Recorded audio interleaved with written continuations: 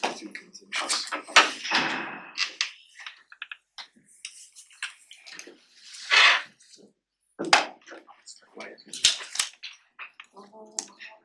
It's the quiet moment. Wow. Go ahead and mute that. Yeah.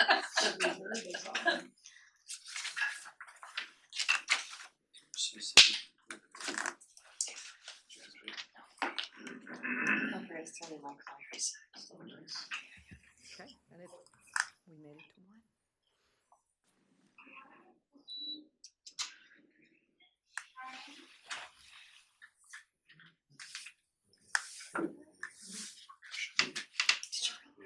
Are you ready for us, Doug?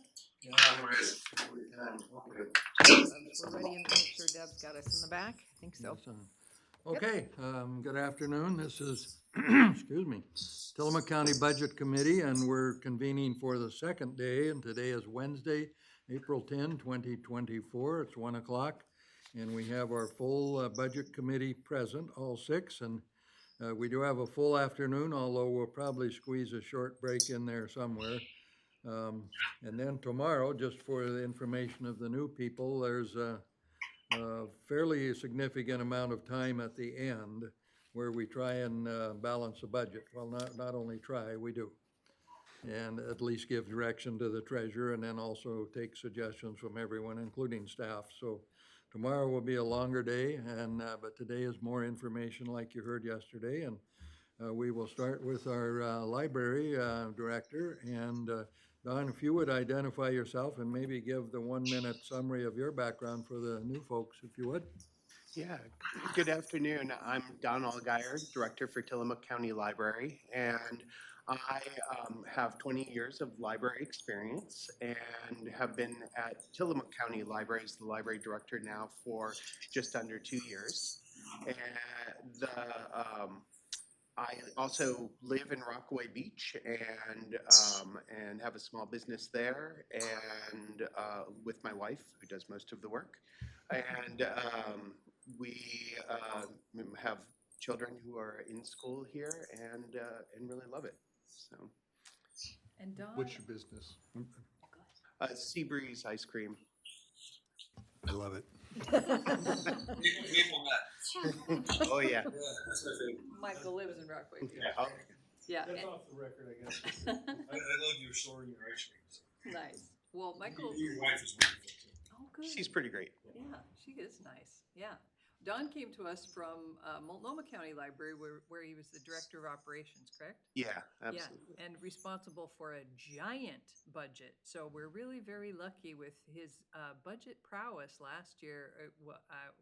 It became clear that this is an area in which Don excels, and not only that, but enjoys it.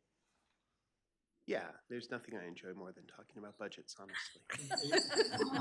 He's also, as I recall, you're an incoming officer to a national group, correct? I'm on the board of directors for the American Library Association Core Division, which is, you can think of it as technology, leadership, futures. It's sort of like the administration of libraries, that division.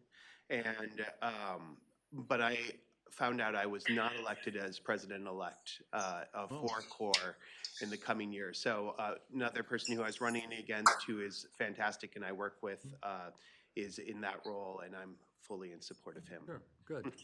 So. Well, thank you. Well, go ahead and do as you've seen others, I'm sure, and you've been through this before. You go through and take questions as they come at you, and then we'll do some more questions when you're all done, and we'll go from there. So I will say before he starts, just by way of background, the library is part of the county and has been for many years, but it's funded separately. There's a 5-year serial levy that's been renewed now a number of times at, I believe, 65 cents per thousand.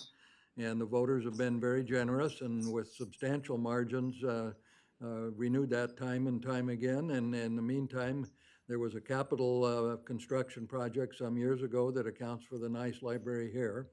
And so the supporters of the library are many. And we've enjoyed really, really good success over the past number of years. And even though occasionally it gets threatened to do one thing or another. But I think, my personal opinion, we have one of the better library systems in the state of Oregon, if not elsewhere. So with that, I'll let you go right ahead. Thank you. Yeah, thank you, Commissioner Olson. So, good afternoon. I'm here to talk about the Tillamook County Library budget for 2024-25. And as Commissioner Olson said, we're very lucky to have widespread support from voters to support the library in its work. We have 6 branches that make up the physical imprint of the library throughout the county, including the main building here in Tillamook, and then 2 city-owned spaces in Bay City and Garibaldi, and then 2 Friends-operated locations, or 3 Friends-operated locations in South Tillamook, in Pacific City, North Tillamook, in Manzanita, and then Rockaway Beach. And so those make up our locations, but we also have a mobile location, the Bookmobile, that travels throughout the county. That provides services to many early learning service providers in the county, schools, as well as town stops where we don't have library presence. Along with that, we have a courier van that on 2 days a week supports homebound delivery of materials. Is a relatively recent development for us, and that provides materials to people who cannot come into the library. We have our website, which is 24 hours a day. You can always go there. You can always borrow materials digitally from that website. And we are supported by the 5-year operating levy. And we share resources as part of a consortium as well with Lincoln City and with Newport Libraries. And that expands our ability to provide materials both to the patrons here as well as those in Lincoln City and in Newport. That is part of a Ocean Books, which is, we're right now having a lot of conversation about how Tillamook County and Lincoln County can collaborate as a full consortium, similar to what used to exist, but had changed a number of years ago. And so that would expand our ability to bring in more materials for people. So, see if I can click through here. There's always a bit of a delay in the room, There we so you might suddenly find yourself 6 slides down the show. Start clicking. So we also completed in the past year our strategic plan for 2023 to 2027 that includes 3 major categories. Lifelong learning, where we are aiming to have more programming, services for Spanish speakers, better adult literacy resources, and tech learning support. Access to library services, which will include increased outreach services, South County services, digital materials access, and library consortium cooperation. And then finally, inclusion and respect, which is support for intellectual freedom, community discussions on critical topics, digital literacy, and volunteering. That plan was created based on feedback that we received throughout the community, both from surveys that we've given over the years, as well as going out and having discussions across the entire county with multiple stakeholders and individuals that were able to come in either to a location or virtually. So it was great to hear from people, and it was a nice basis to be able to build the plan for the library.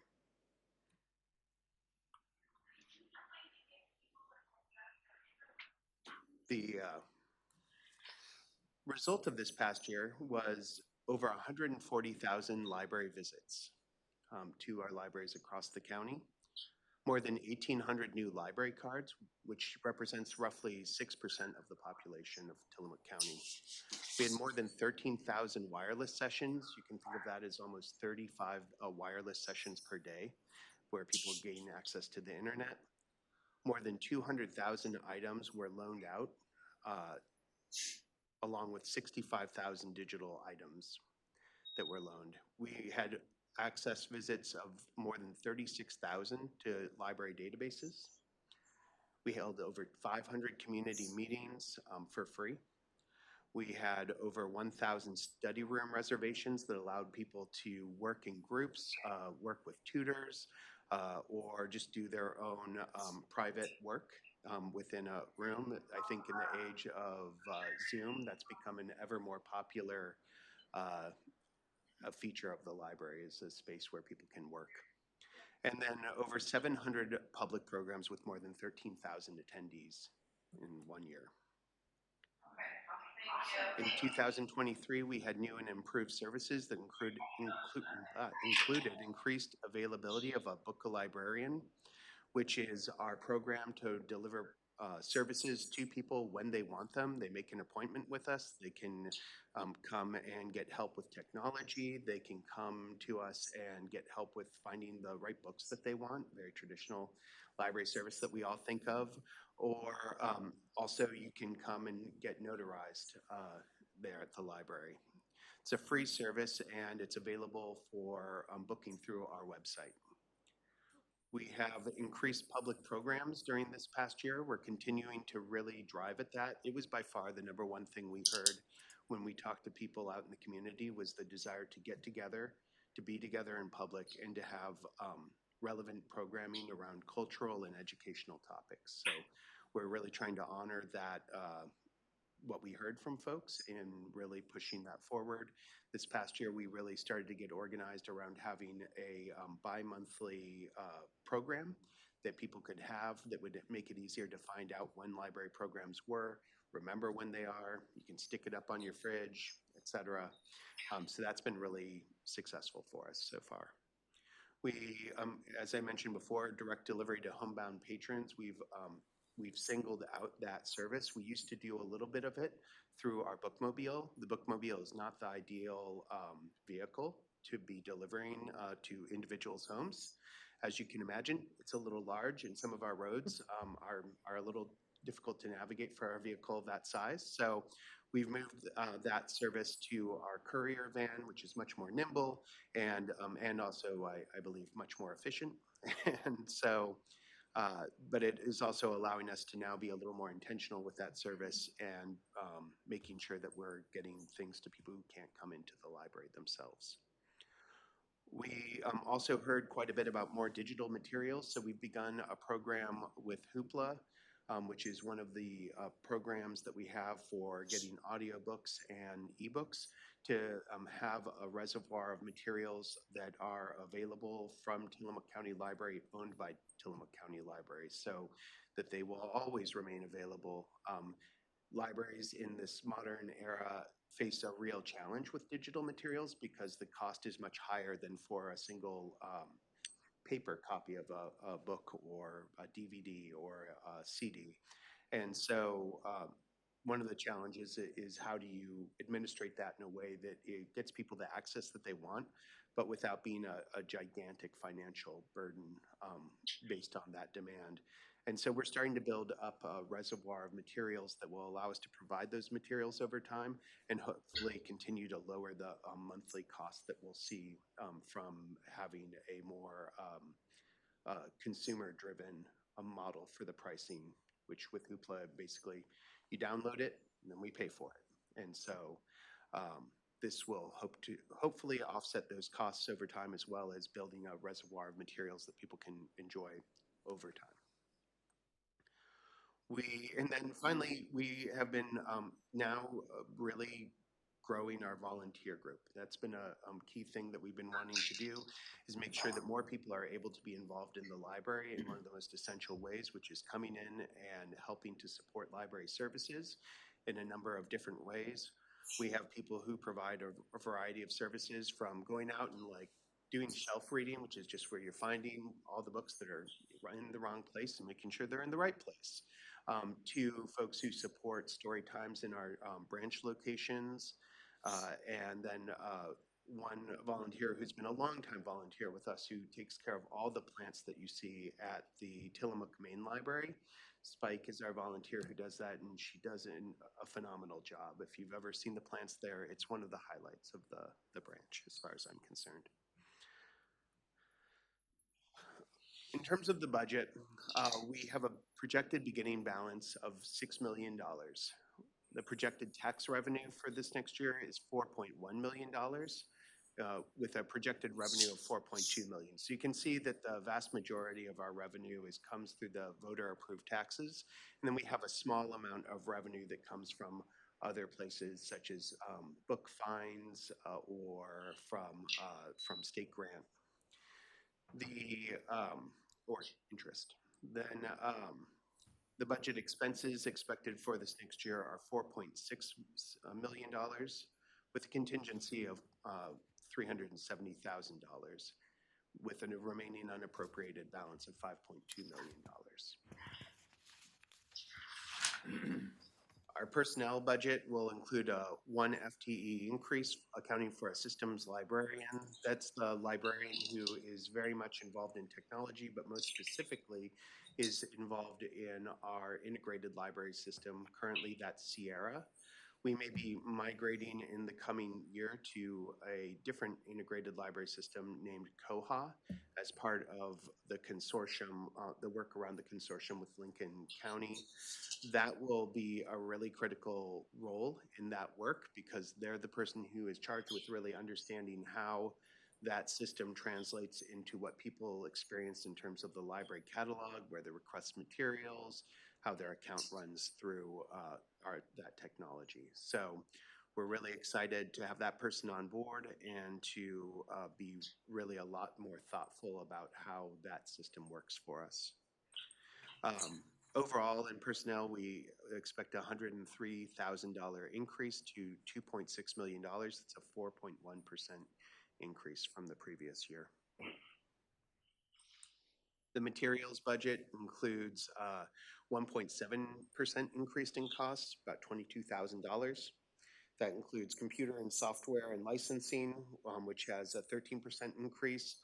That includes some additional and changing services that we have through computer software and licensing, and as well as just the general increases that we see with computer software and licensing on a year-by-year basis.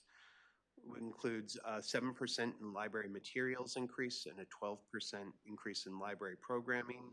A lot of that is done, while those are on those line increases, you can see the overall increase is lower for this category because we are making sure that we're trying to offset that in other areas. The goal is to really make sure that the library budget is focused in on library materials and programming over time, those things that people can actually access and use and have a good understanding of. So we're making sure that that is a place of growth for us. Indirect cost allocation is up 8%, and intercounty insurance is up 18%. That I'm sure is similar to other county programs, and so is a factor within there.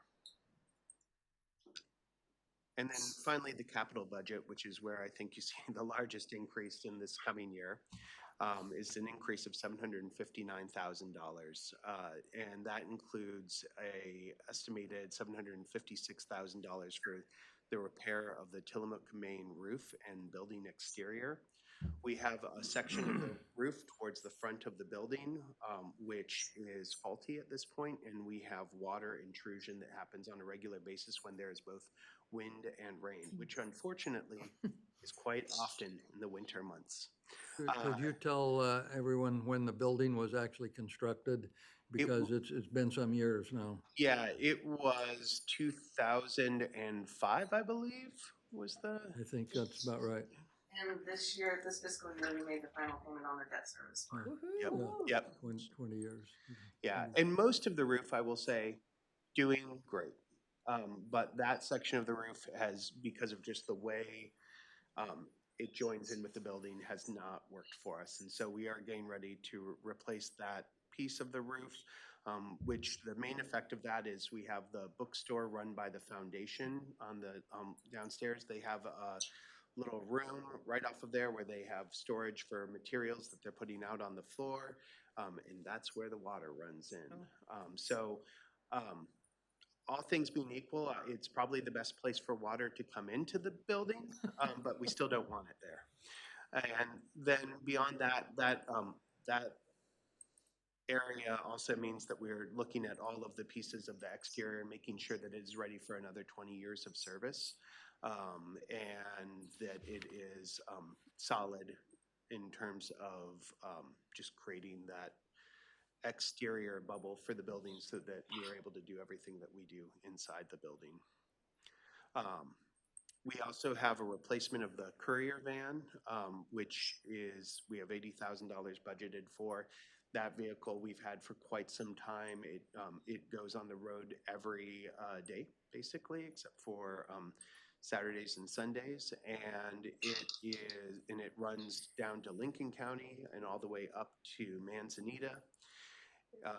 It is, we're hoping to then use the van that we have now, which can still run as a backup for the courier vehicle. What we found in this past year was that when we had breakdowns with that van, which have happened more often as it's gotten older, we've had to rent vehicles to be able to provide service, continue to provide service. And the challenge with that is that there's a ton of demand in this community for rental vehicles. And so we were challenged because the post office was also needing U-Haul vehicles. And so we were paying quite a bit of money, and also at times we weren't sure if we were going to be able to get a vehicle. And we don't want to be in that position. So we're hoping that that will be a way to make sure that we are able to support those needs when one vehicle goes down. And then last, we have the RFID gate and self-checkout station replacement. So the RFID gate and self-checkout we've had for quite some time now, and they've come to end of life. The self-checkout system is already at end of life in terms of the software, but we're continuing to run it, and all has gone well so far. But we do need to replace that, and as well as the RFID gates at the main location. So these are the gates through which you pass with the materials. Tells us whether you have materials that haven't been checked out. It allows us to safeguard the materials that are in that building. And the self-checkout allows people to check out materials on their own whenever they're done looking for materials at the library. Last, there's the library reserve, which sits at $1.1 million in this next year. And we also oversee the law library for the county, and that has $35,000 in expenses. That's what we usually have each year.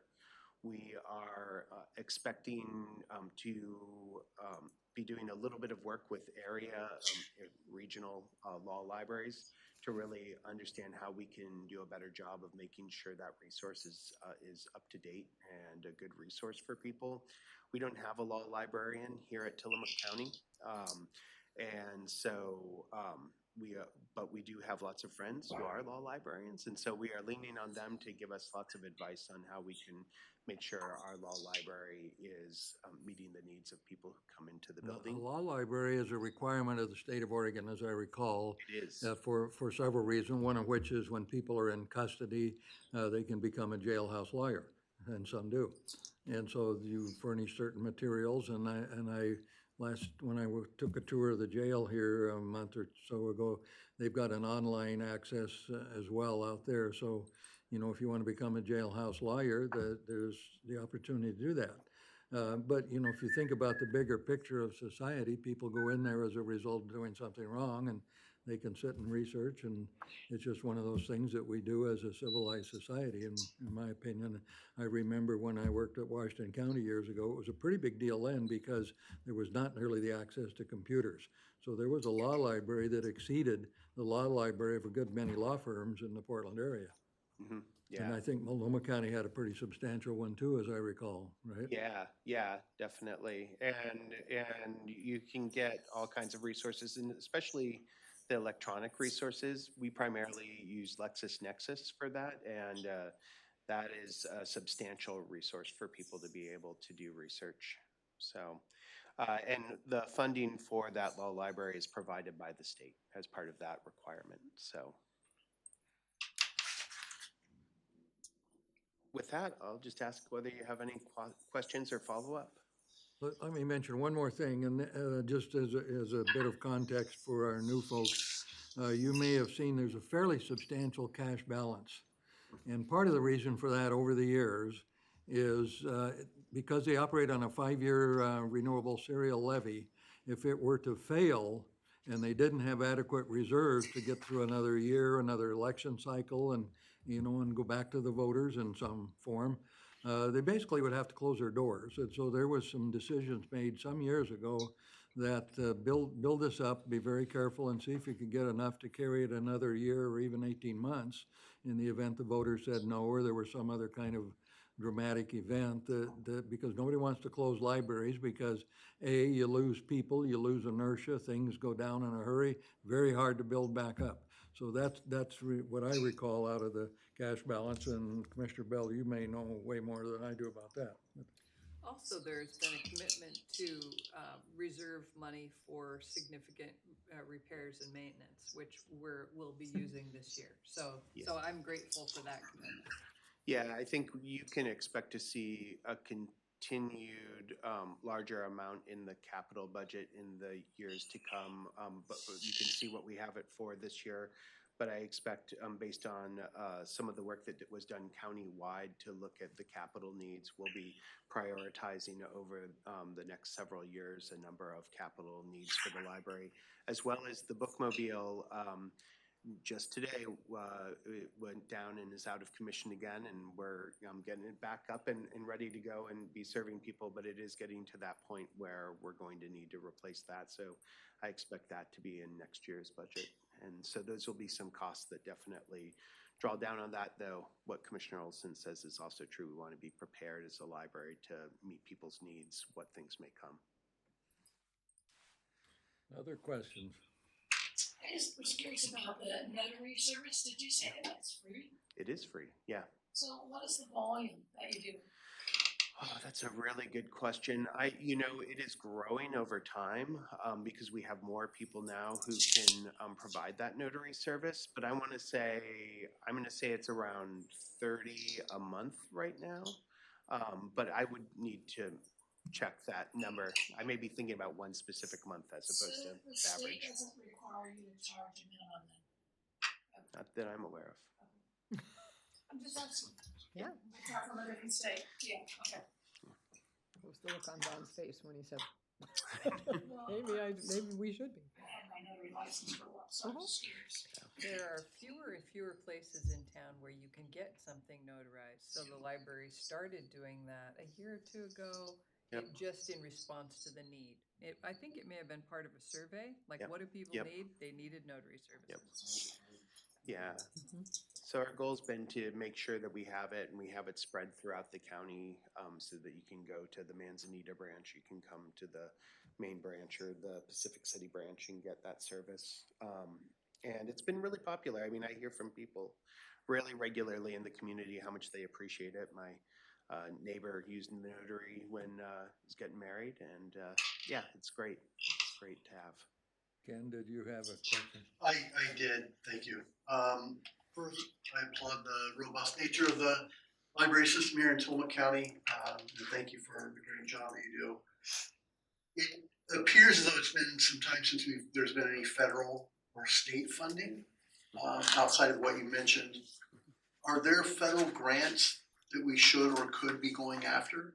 Literacy grants, perhaps? There are. So there's a couple of things. One, we do, thanks to the state library, we get a grant every year, the Ready to Read grant, which supports our summer reading program, and we're always grateful for that.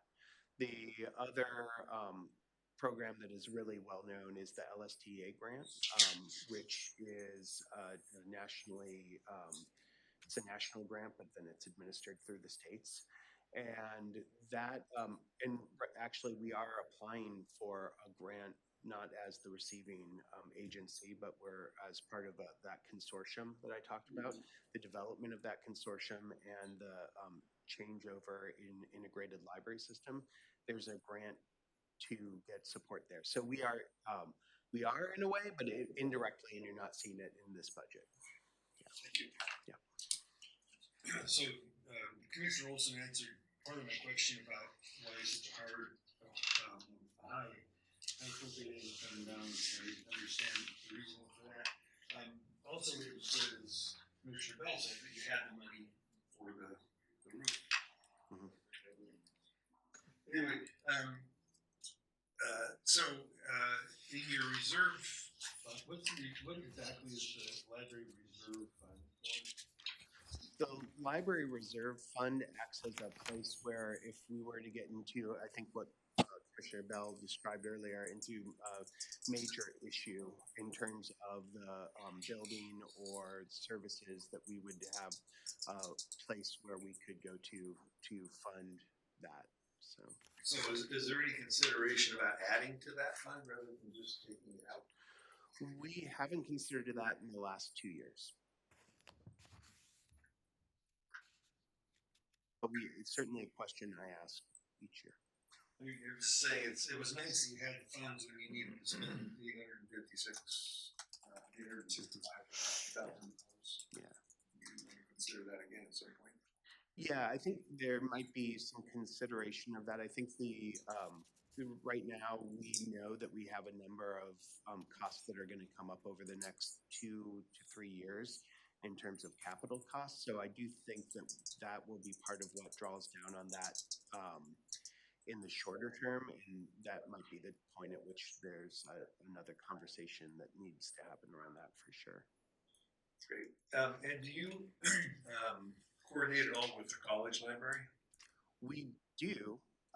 We would love to coordinate with them more, which is part of that consortium change I mentioned. When the consortium that we were a part of split apart years ago, Tillamook Bay Community College went with the other part of the consortium, and so we were severed in terms of our consortium relationship. And we're hoping within this next year that we will be reconnected with them as part of that, and that will allow us to be even better partners. But yeah, I talked with the librarian at the college quite a bit. Well, follow up on that question. That was one I was going to ask when I used to work for a school district before I worked for the county government. And there always seemed to be a competitive nature between the academic one and the community libraries for whatever reason. And I never quite could wrap around why that was, because you're sort of all in the same business. So does that still exist, like was just referred to? Certainly not here. I would say we have a good relationship and a supportive relationship, and I just don't think there are enough of us to have a real feud. And so there is that. I would say, on a national level, there's always a little bit of tension between academic libraries and public libraries in terms of their service. The division that I serve is a coalition of those different interests, and we all work together, and it's always a good reminder that we all have far more in common than splits us apart. Maybe the thing that is true, hopefully, throughout our society, that we often forget. And so I think it's not as much as when I was first coming up in libraries that you see that kind of division, but we just have slightly different ways of approaching the work, which I think always yields some healthy discussion. You don't throw words at each other or something? No, it's only databases we throw at each other. Well, thank you. Other questions for Don? I wonder if you want to just talk for a minute about community conversations. I had lunch today with a friend who said, I heard they're going to have this new thing at the library. So I told her a little bit about it, and it's brand new. So odds are people in this room haven't heard about it. Yeah, absolutely. So tomorrow at 6 p.m., if you aren't doing anything else, I highly recommend coming by the main library. We're having our very first community conversation on taxes, of all things, very appropriate for budget season. And this is the first in a series of programs we're trying to run around critical conversations in the community. One of the things we heard when we were going out and talking to people about the strategic plan was wanting to have, again, that space for people to come together and to be able to talk and have conversations about issues that really matter to them. but in a way that maybe felt a little bit healthier than what we see online. And felt a little more constructive than some of the conversations that people can have. And so we're aiming to do that. We're working with a partner right now called Crossing Party Lines that has been hosting these types of conversations, really focused on, I think, conversations more at a national level, such as taxes. So we were really well set up to have that conversation. But our goal over time is to move that conversation more to a local level with areas of interest that are of interest locally, and to do it in a way that is, again, facilitated, where people can really talk about issues, but it's not set up as a kind of one idea versus another idea. We're hoping that that will allow for space where people can find common ground on those issues and feel a little bit, one, informed about other people's feelings, thoughts, and the information that they have, but also feel like they can walk out having had a conversation about a critical topic in a way that leaves the community stronger. So this is our very first one. We'll be learning, I'm sure, quite a bit based on this first one. We definitely would like people to show up. So if you know people who would be interested in these conversations, who would be excited about partaking in that, please send them on down. We would love to have as many people as we can possibly have at this very first conversation. And again, it will be a stepping stone for us to having further conversations. So the more people we have at this one, the more we can get people engaged, the better we will be in the following conversations, which I think will be more difficult to have in some ways, but more rewarding as well. So are these going to be facilitated, so it's not like a wall? That is, yep, that is the aim. So, you know, as some people know, we have rules of behavior within the library that govern people's right to be in the library. And people do have a constitutional right to their libraries. And but if you're stepping out of line, if you are not able to follow reasonable direction, we will ask people to leave in those situations. But our hope is that the facilitation is done in such a way that allows for people to have their say, and for people to be considerate, and to get to a place of understanding, not agreement, because that's not necessarily the point of these, but instead to be able to hear each other. Yeah. This is tomorrow at 6 o'clock, Tomorrow at 6 o'clock at the main library. Yep. 6 until 8, or is there 6 time? until 7:30. 7:30, Yep. I'll be there. Okay, You It'll and be a Patty great should go. time. we might do that. How about cookies and the regular, stuff to Food keep helps. people going? Yeah. Is that in the budget? No. Yeah, I think there will likely be that sort of thing in the future. Since you haven't done this, do you think it will be 7 people or 47? I would like it to be 30 people, but it could be as few as just a couple. So again, every person who shows up is going to really matter for us in terms of having a good conversation. So these are gonna be directed, we're talking about taxes, Yep, right? talking about taxes. How do you feel about taxes? How do you? So we're not going off the rails and. We're going to try not to go off the rails with So it. this is taxes of all kinds, income, property, whatever, Yeah. federal, state, local, Yep. okay. No. Maybe in the future. It's trying to get it out of social media. Yeah, well, and I think, once this is our very first one, and so Jen, our branch manager, who's fabulous, has been going through training with Crossing Party Lines to do the facilitation, and so that's been a really in-depth process. We're working with Lisa Sallow, one of the co-founders and CEO of Crossing Party Lines. She'll be up to help with the facilitated conversation this first time around. So, I think we can entertain some of those ideas of like, could it be live streamed? Could it? But I would think we definitely want to make sure we have the format down and have run a few and kind of have our feet beneath us before we Know what get to out there. expect. Yeah.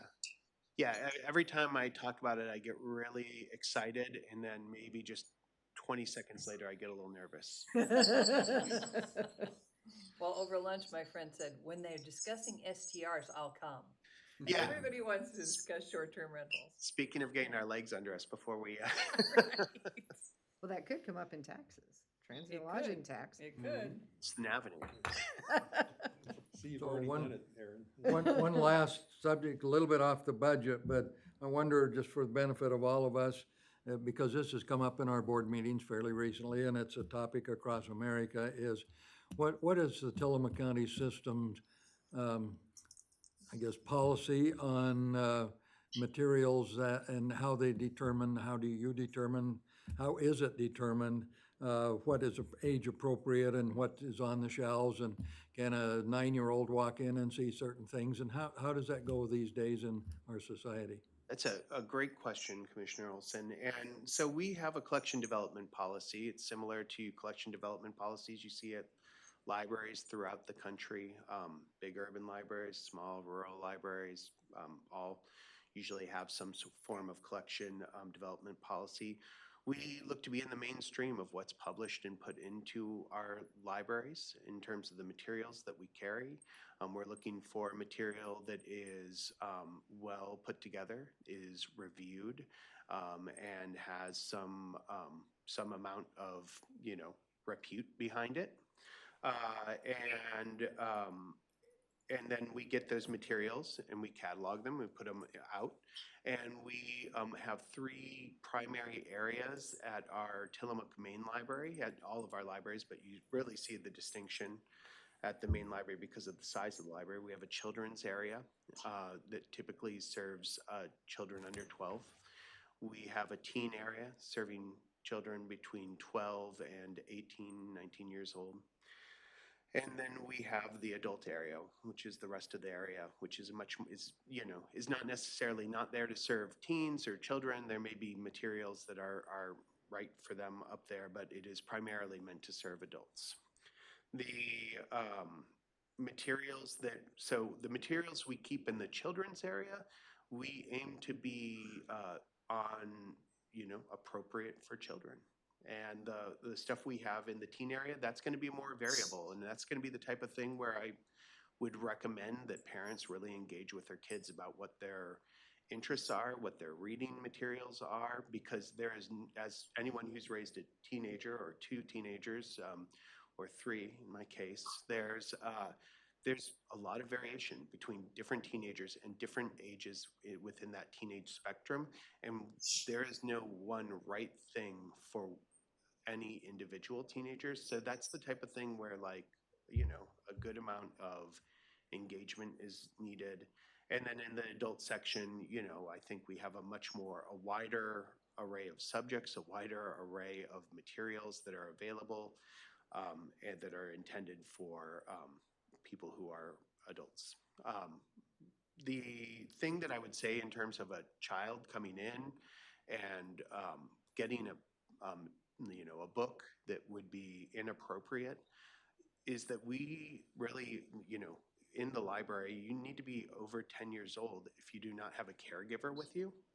And so there's no child who's going to wander in and wander over to, say, like a nonfiction book section, which is not necessarily their favorite area to go to anyway, unsupervised to get a piece of material and take it home and read it. That's not a scenario that we see. But we do see families that read a variety of different materials with their children and have a variety of different needs around those materials that come in and get those books and use them with their children. So, I would say that I hear that scenario quite a bit, of the idea of a child wandering into the library and getting something that would be inappropriate for them. It's not a likely scenario to ever happen. Thank you. One quick follow-up. The Tillamook system, how do we compare with others on that very subject? In terms of how so? Well, in other words, if let's say that I went into a library in Arizona, pick a state, would it have something similar, or are we on one extreme, or are we sort of in the middle of the bell curve? I would say we are probably in line with most other libraries. Most libraries have that sort of distinction between the children's area, teen area, and adult area. They oftentimes are following a lot of the same guidance in terms of,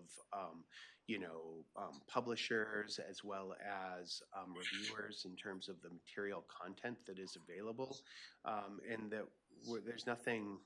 I mean, and if anything, I would say that if you're talking about like a larger urban library, they're going to have a much more robust.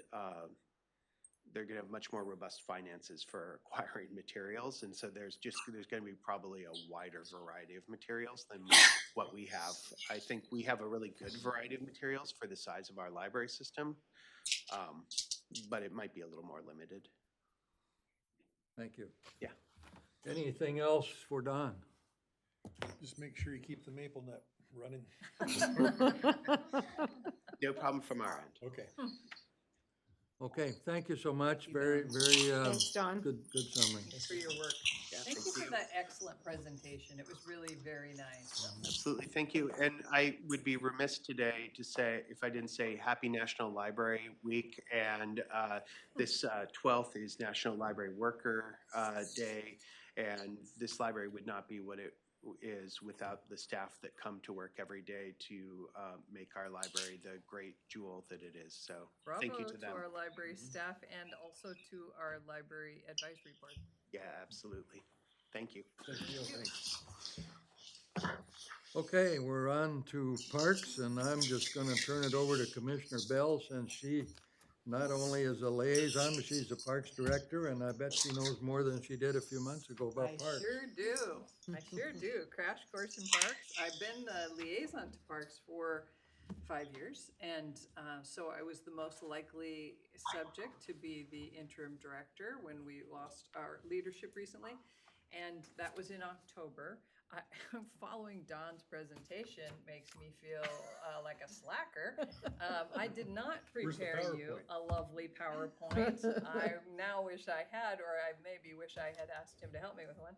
But I'm happy to tell you about parks and tell you some of the things I've learned about parks, because I loved parks before when I was just the liaison, but I really love parks now. It's we have such a great department. It is remarkable. We have beautiful facilities. So the Tillamook County Parks is 6 campgrounds, 21 boat launches, and 10 day use areas. And altogether we have about 600 campsites. We have 9 cabins. We should have more cabins. That's part of my growth plan, because the cabins are booked up solid for 6 months and 6 months at a time. And we have parks in the most beautiful places in the county. Farview is gorgeous. It's by far the biggest. It's 354 campsites, I think. And it's so in the summer, it's like a little city. And it's absolutely beautiful. It's been a pleasure to work there. I really, really love, when Michael's come out to visit with me a couple times, I'm having walking meetings with people in the park, which is really nice. I get a little cross-eyed and go take a walk. I feel much better. And so it's really, it's lovely. Kilchis is beautiful. Oh my God, it might be the prettiest. If you haven't been out to Kilchis County Campground, please go and walk. There's a river trail. That's the river, for whatever reason, I haven't looked this up yet, but I will. The river has that beautiful green color that's usually associated with glacial runoff water, which this isn't, but maybe it's green jasper, or who knows. But anyway, it's beautiful. And the Parks Department started developing a trail along the river several years ago. And each year, we make a little progress. Where we're at right now is we have to figure out how to span a couple of creeks. So one of them you can walk through in the summertime, but the other one we need something over it. And in a board or a staff meeting the other day, we were talking about, we have a trailer that no longer works and we need to do something with it. And one of the guys said, hey, maybe we could use that trailer to span as a little footbridge, which might totally work. So we're looking into that. So the trailer bed, you know, it might totally work. So so anyway, that's gorgeous and amazing. And Trask is beautiful. Kilchis is about 43 sites. Trask is 102. Trask is beautiful, and it's on both sides of the river. And also Whalen Island. If you haven't been to Whalen Island, oh my God, it's so, so pretty. And just a jewel, just a little gem. And Webb is considerably less pretty, but very popular. You know, it's flat, it's full of rabbits, and I mean, full of rabbits. And it's just, but it's across the street from Cape Coanda, so you can't beat that.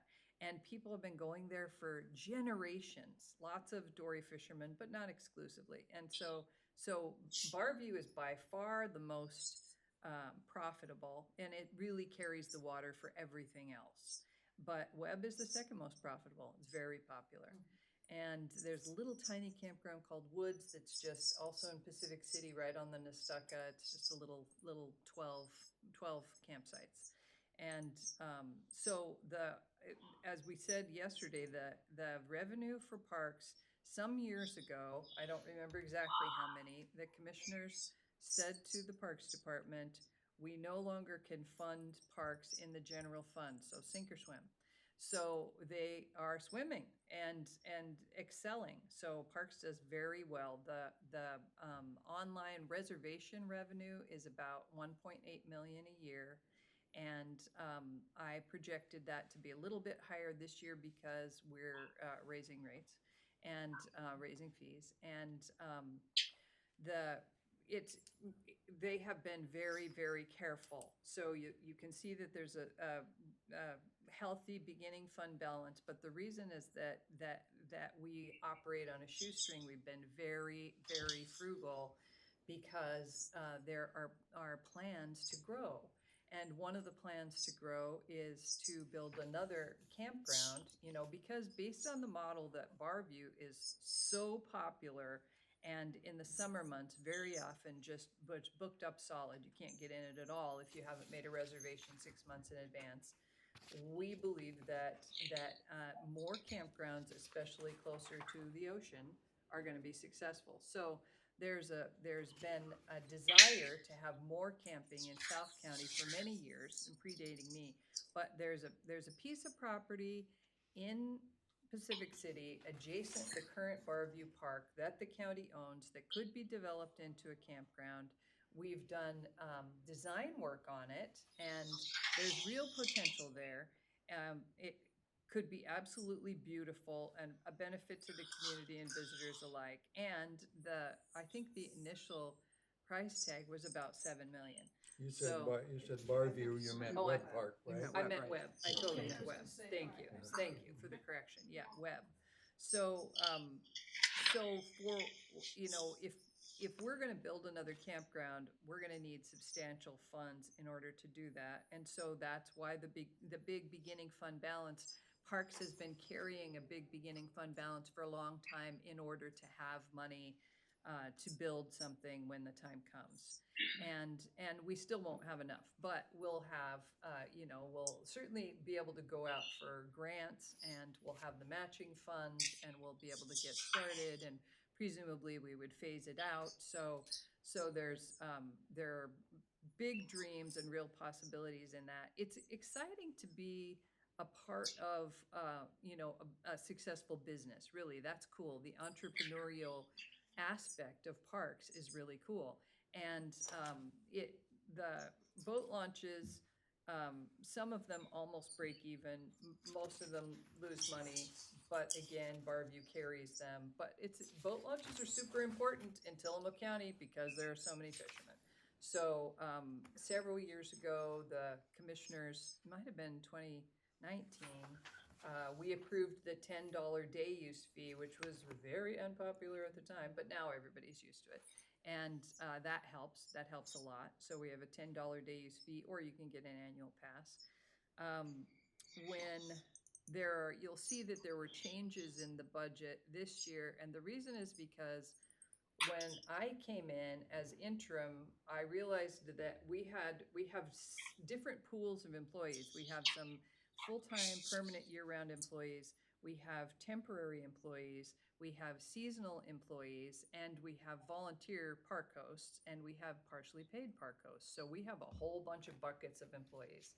And one of those buckets, we were calling temporary employees, but that was disingenuous. We had temporary, in air quote, employees who we actually needed year round. So we'd work them for 6 months and then they'd have to take 6 months off, or we'd work them part-time for 9 months. They'd have to take 3 months off and then they'd come back because we actually need those positions year round. So when I came on, we transitioned several of those people to full-time county employees, which is great because that's what they are and should have been. And so you see movement in the budget that used to be in contracted services. That contract was BBSI, temporary workers, Barrett Business Service, whatever. So there's movement there where we took money out of contracted services where we were paying for those employees through BBSI and moved it into the county budget. We're also, HR this year is also going to handle our seasonal employees. So we all have our fingers crossed that that's going to go beautifully, because if it does go beautifully, it'll save us money. So, so there's also movement in the budget from taking money out of contracted services into payroll services in order to hire our seasonal employees, because we'll try to hire maybe 25 seasonal employees and feel lucky if we get 18, and because we need a lot of people in the summer.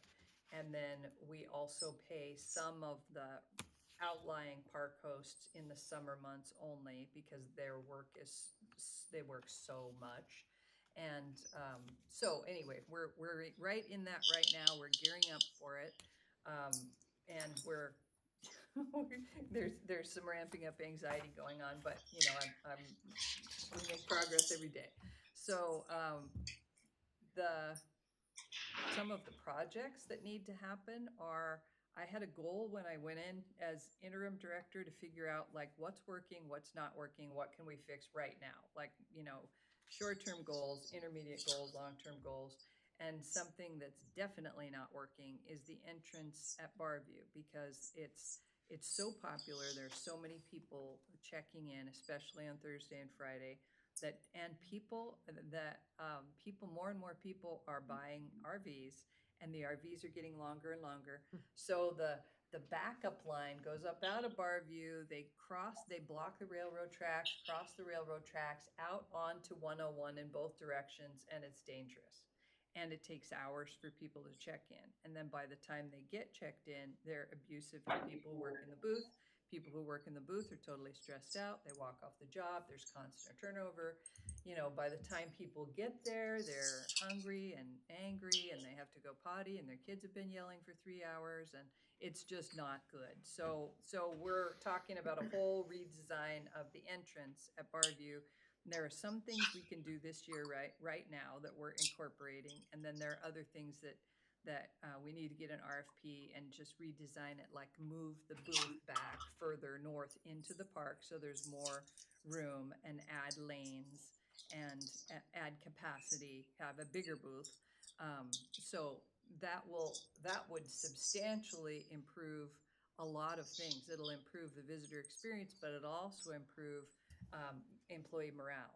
So we're trying to figure out, like, how do we make it so that people who are in the booth are not being verbally abused by customers, which Sean can attest to because her daughter worked in the booth, bless her heart, and had a hard time. Everybody has a hard time. During the summer, it was just, she'd come home, she's like, I don't wanna go back. Yeah. I don't wanna go back, just Yeah. because of how abusive it got, especially during COVID when people were, they were horrible. Yeah. We have people who work at parks who have children who said, oh no, my children wouldn't work in that booth. It's too awful. No, absolutely not. So it's, so we got to fix that, and we're working on it. We've made progress. So we've made significant progress in a lot of areas in 6 months. And we've hired somebody we all feel good about, who's coming on in May. So we got about a month until he arrives, and then I'll continue to work with him for a month or however long he needs for the transition. And there are good things happening. We got the facilities assessment report we heard about yesterday that said, like They showed us electronically, electronic scorecards, and there were like 3 pages of red marks that were all parks. So that was goofy, but it wasn't quite as bad as it looked because our stuff altogether was about $1.5 million. So it wasn't wildly expensive things that, according to the facilities assessment, need to be replaced or repaired. And a bunch of them don't belong to us, so I need to dig into that more. Like a bunch of the boat launches don't belong to the county, but we manage them. So maybe they belong to ODFW or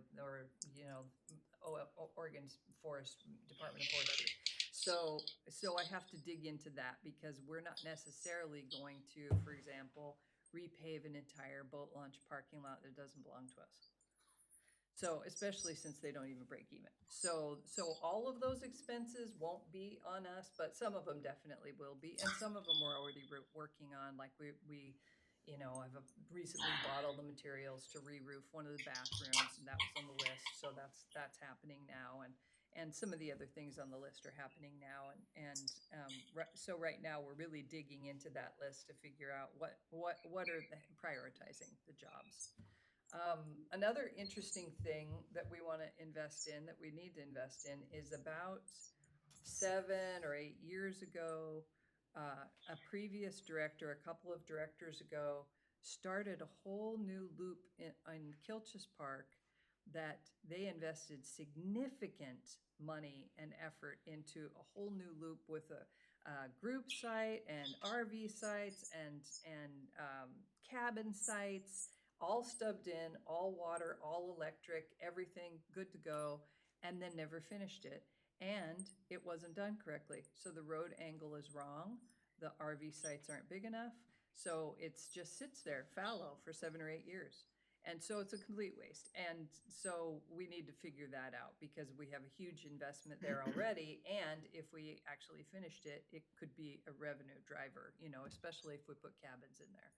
So as you can see, there are plenty of things for us to invest that $100,000 of TLT money in that we talked about yesterday, and there's plenty of reason to do it. So I think Parks is awesome, and it's in the enviable position of not having to come to the general fund for anything. And what are your questions? The fee for the launch, does that only take care of the 21 launches? No, but it's a little bit complicated in that Parks collects the revenue for those launches. It's not limited to the launches except for Cape Kiwanda. When we attach the fee to the Cape Kiwanda parking lot and the Pacific City turnaround parking lot, those revenues stay in their own special fund, which you heard about yesterday, which is 133. So those revenues stay with 133 in order to fund those projects, but the rest of it goes to Parks, and it doesn't have to be limited to the launches. So the $10 fee doesn't just, okay, all right, so the launches are not self-supporting then? No. Okay. There's also some vandalism. I buy a season pass mainly for where I go, and I've actually seen people, out there with a hammer and a chisel trying to get into these yellow boxes. And, boy. They I don't know how much you have, but I'm sure that's a problem. There are 21, in fact. Well, maybe a couple of them have electronic kiosks, but most of them still have, they call them the Iron Rangers. And it is astonishing what people will do to steal $5. Yeah, I'm a kayaker and I go to the launches, which, it's unfortunate. Yeah, it's wild. Yeah, and the vandalism that's just random is wild too. Like somebody took a hammer to one of the electronic kiosks. There's no money in it.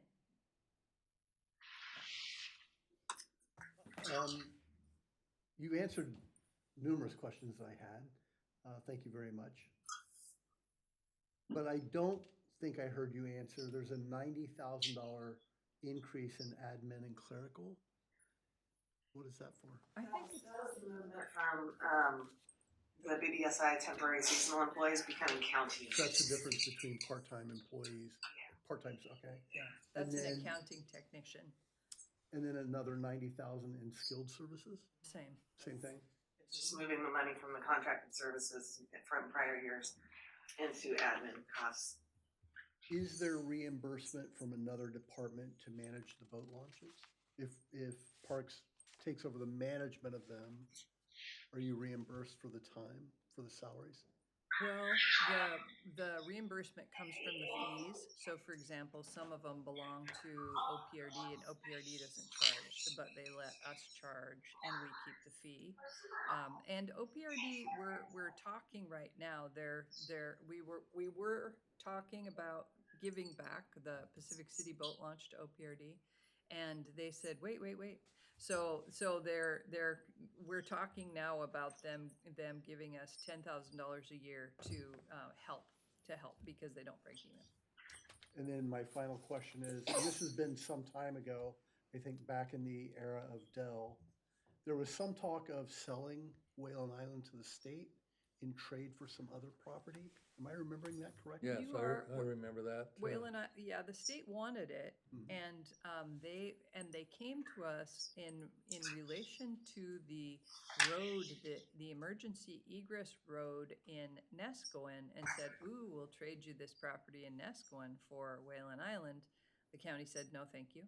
And so we worked out a different deal for the Nescoin egress route, but there's also been talk about this. The state felt like they wanted all of Whalen Island for a while, but we've also talked about the county taking over the state half. So because Whalen Island is sort of split in half with their day use side, we've also talked about the county taking over that and expanding the campground. So the talks have gone both ways, but for right now, it just sits where it is. There was a time you'd remember, I think, Ken, when it was Clay Myers Yeah, Park, named after the former Secretary of State. He had property, and his brother Norm Myers, and I think he's no longer with us, but he was quite active around Tillamook County for many years. You remember the, Sounds familiar, yeah. yeah. And there was, and Commissioner Bell knows more about it than I do, but there was a pretty serious effort way back, and I'm gonna say it was maybe 15 years ago at least, for the state take over the whole thing, and at the time they wanted to name it the Clay Myers Memorial Park or something like that. They call their half Clay Myers. Yeah, It still yeah. is. Is it? Okay. Yeah. that's where, yeah. There you go. So, yeah, there's a lot of history in that part too, but, so what you've heard, and I remember back when Dell ran it, I remember when, again, show my age here, I guess, is, I remember when it was part of the general fund. Mhm. And it took up a great deal of these meetings and conversation because there's so many unknowns. It's capital intensive, and it became a significant burden and an unknown and a contingent liability on the general fund. And so then the decision was made. And as I recall, many years ago, before my time, it was on its own, and then it came back into the general fund, and then it went back. Do you remember any of that? Nope. You don't? Okay. That was before me. But it's been this way now, I'm gonna say, 7 or 8 years, maybe more than that. Well, I would definitely be in favor of the county acquiring the state portion of that. Oh, thank you. It's a beautiful me piece too. of property, and Yeah, I'd truly. love to have that under our hat. Yeah, truly. Can you explain the inter-county insurance, the insurance costs and all the presentations are going up? Sean can. I just got about 20 emails from Charlotte, our insurance agents, with the renewal schedules to send out to the departments. And she indicated there was going to be a 15 to 20% increase in insurance. So, It's property liability and general liability and auto. so it's not self-insured, the county's not self-insured. And is there any, discounts or for decreased claims or minimal claims or? We do get a significant discount, but it's Cheryl will be much better at explaining. It's based on our rates. We don't have a whole lot of outstanding claims, but it's just the insurance in general. The inflation to replace something, it's gone up across America. Right, I know. I just am looking at these costs and it's like. Well, and we did an analysis 2 years ago and increased our deductible, did we not? we looked at, I think we were gonna look at that coming up, I think that's a we probably need to discussion. look at it again. I know that we did an analysis and looked at whether the increasing the deductible, because we do have a fairly low claim history when you, I mean, I sit on the, or the risk, what do we call, risk management committee. Yeah, risk management committee. We meet quarterly, and just review all the claims, et cetera. And we do have a pretty minimal claims history. You know, the county overall does not have a huge number of claims, and the ones that we do have not been, knock on wood, exorbitantly expensive ones. Yeah, but Yeah. we did look at I would that. encourage you to look at the deductibles. I've got and Plus, there has to be a fund to make sure that money's there. Sure. You know, what I mean, the deductible, but the insurance costs are pretty scary. I've got a meeting with our agent on the 7th, and I was going to discuss those with her, the schedules. So she'll probably be setting up a meeting with Deb to talk to the commissioners, because that was one thing I was gonna suggest is we don't have any control over it unless we change our deductible or lessen our coverage on. I thought we did last year. I but thought we maybe- did too. No, we increased it because we added cybersecurity. Okay. Okay, I thought we had changed the deductible too, so maybe we just had that talked about it. conversation and didn't do it. Yeah, but that will be a great conversation to revisit, because we did look at it and it was like, well, it would have cost us less based on our claims, I think. But yeah, she can do that analysis. I think we had, maybe when we met briefly a couple weeks ago, the conversation where you indicated that for new employees who were changing their retirement plan, when did that take effect, or is It will take effect with AFSCME, the bargaining is done, it will take effect, anybody hired July 1st of '24 going forward. Okay, so, reason I asked the question is, and I don't have yesterday's stuff, but for example, for the library, the retirement's about 32% of salaries, but for the parks, it's about 18%. Is that in? Parks is split. Oh, is it split? There's different, so you have the Parks Fund, and then we have Department 13200, which is operations, 13201, which is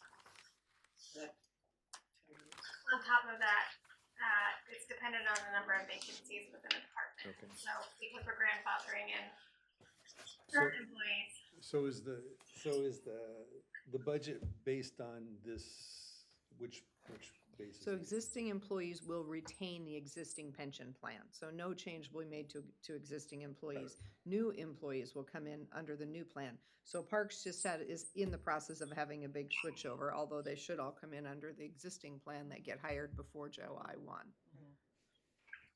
So the budget is prepared based on the switch not happening, right? yeah, it has both. As both. There's a huge spreadsheet, but So both plans are it was based on the number of vacancies that they had at the time of preparation of the budget. Okay. So the number of vacancies as of March is probably a little high as what it's actually gonna be okay. at the end of July. So the vacancies, you're assuming those are gonna be under the newer. We're hoping we're gonna hire all those people. That's a lower. It's promising if you can, but probably. So anything else on parks? If you haven't been, I've been to most of them over the years, and more recently, when Commissioner Bell is not available, I stand in for her next week for a few days, and so I've driven around and looked at them, some that I haven't seen for a while, and she's spot on. You know, we're in a spot on the face of the earth that a lot of people just can't say. They don't have that. You know, where do you find a park like this in the middle of Nebraska? You don't. You just It's a simply little far don't. from the ocean, but. Yeah. So, you know, I think we're blessed, and we've had good people, and I can remember several of the parks directors, and they've, for the most part, done good things and kept it going, and it's been solvent. There's been no calls back to the general fund. Not quite a number of years ago, the health department ran a deficit and had to be subsidized by the general fund because of a variety of issues, but that's a long time ago. But the parks, in my memory of doing this all these years, they aside from when they were in the general, they've never come in and made any kind of a ask for funding. They've spent exactly what they had and managed to keep it going and run it just exactly like an enterprise fund, and that's where it is today. The RV registration, is that different from these? It is. There's a state program that allocates a certain amount of RV registration funding to county parks that meet a whole bunch of different criteria. So we get, this year I anticipate we'll get 400,000. I think that's what's in the budget. From, You'll get 436. thank you. Perfect. Okay, perfect. So, and that's based on, I don't remember all the criteria, to be honest, MJ, but if you're curious, I'll share it with you. It had to do with county parks in areas of a certain population.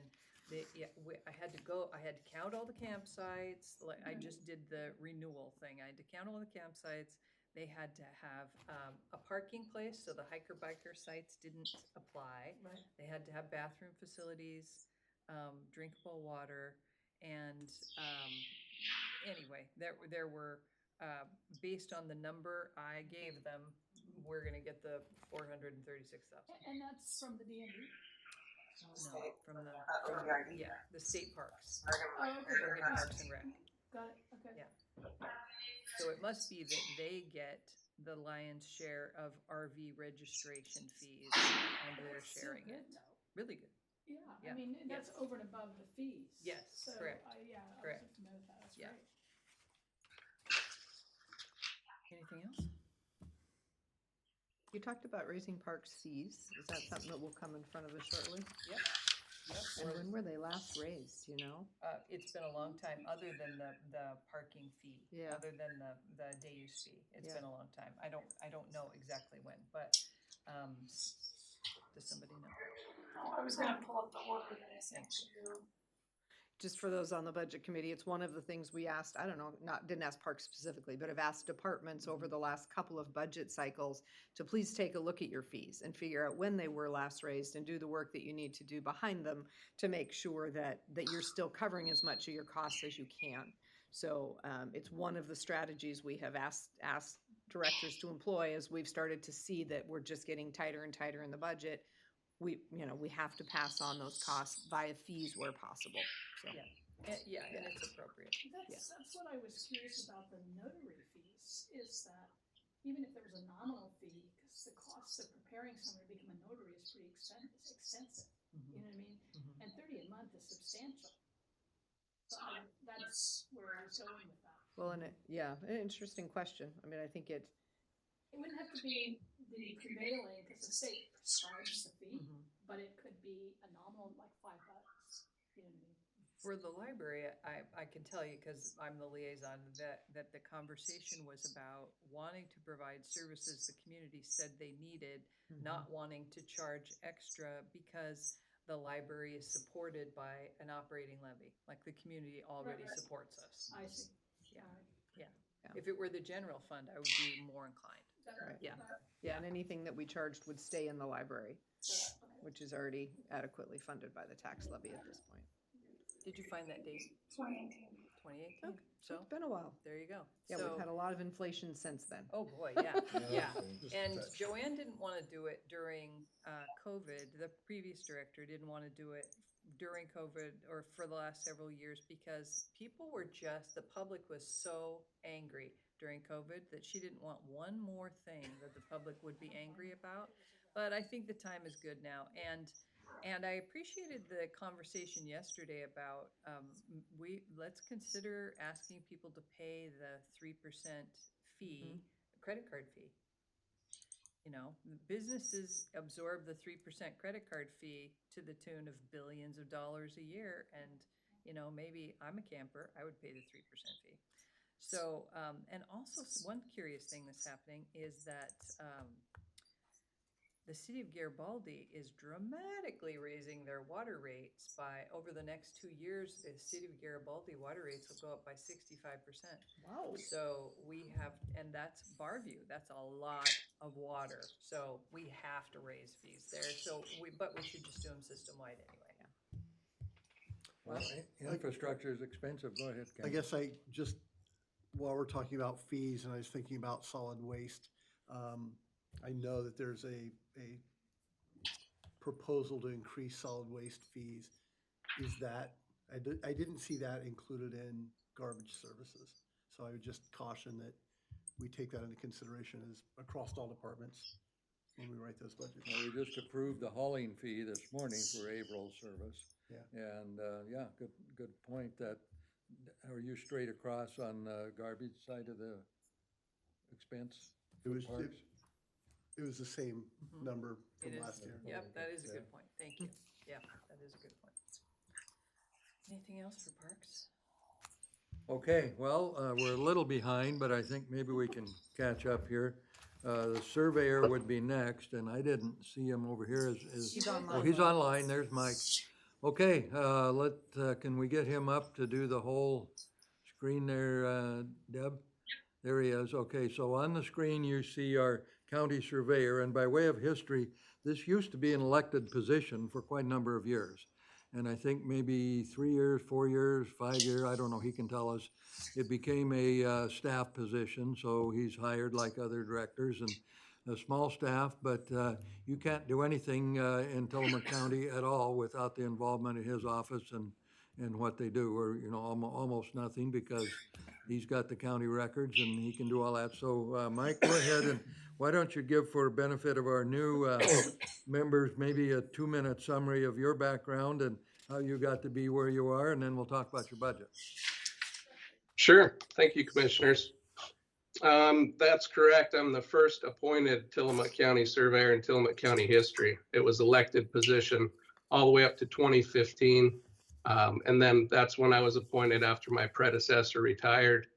I've been a professional land surveyor in the state of Oregon for roughly 12 years, surveying for 20 plus, Tillamook County employee for 15 plus, and again, your county surveyor for approximately 9. Small staff, we have 3 1/3 employees. I typically begin with the number of filings we have a year. That kind of gives us a good indicator of future development, as well as being one of the mandates by the state of Oregon for us to do. So I'll give you these filing numbers from April 1st through April 1st, since we're not done with the fiscal year. So 2 years ago, surveys, and I kind of lumped these in with boundary line adjustments. 2 years ago was 116. Last year, 117. And this previous year was 111. So a slight dip in recorded surveys. Partition plats 2 years ago was 20. Last year was 30, which was actually the most in the last 15 years. And then this previous year was 27. So again, a slight decrease in recordings. Subdivisions and condo plats, similar story. We had 4 2 years ago, 4 a year ago, and then 2 this last year. So we are seeing a slight decrease. But one of the other things we're mandated to do by the state is to restore public land survey corners. These are the corners that everybody's property is tied to, all the deeds, subdivisions, roads. So one of the things we're mandated to do is restore these, freshen them up, keep good, clean records on them. So last year we did 16 of these corners, but the year we're completing now, we've done 28. So we have bumped up our corner restoration out in the field. Our typical day is half a day in the office is where we file the maps, and then the second half of the day out in the field, we recon countless corners, and if they do need work, we'll stop and either put a GPS coordinate on those corners, or we'll do a full write-up on them, full accessories. In addition to our state mandates, we actually completed a bunch of projects for interdepartments.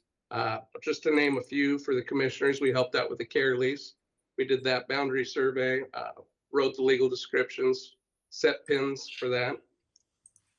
We had some fairgrounds drainage issues. We actually did boundary resolution of that, and a topo, and an exhibit map for that as well. The Jensen turnout, we did some dune elevations and some volume calculations. The Parks Department, we surveyed Anderson Hill Park. That was a 240 plus acre park. So that's been monumented, and the surveys filed. And then we ran a half a mile of timber line also between the port and the park. That's just running points on line, intervisible, for about a half a mile to delineate that line. Public Works, we assist on several right-of-way resolutions as well. We help write some or look up some drainage easements and do some research for that department. I've been working with IS recently on upgrading the website or updating it to a more interactive, user-friendly website interface. We're kind of in the beginning stages of that, so I'm looking forward to eventually upgrading that website. But in terms of the budget, we didn't change too much on the budget. I do have a slight decrease in the projected fees due to the slight decrease in maps that were taken in. So I did drop that down from, you can see it was at 50,000 to 46, requesting 40 this time around. And then basically the same budget from last year until you get down to actually salaries naturally have increased. Rent has increased just slightly. But that is one of the sources of our revenue is the fees that we generate. And I heard you guys just talking about maybe taking a look at the fees and if they are up to date. I did increase the fees back in 2018, a couple years after I became the county surveyor, to bring them up to those standards, but that was already 6 years ago. So it's probably time to look at those again.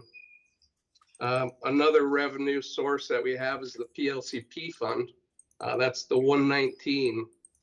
And that is anytime somebody records a deed at the county clerk's office, $10 of that deed goes into this PLCP fund, which is the Public Land Corner Preservation Fund. So when I talked about earlier, re-witnessing or restoring these corners, that's what that money is for, set aside for.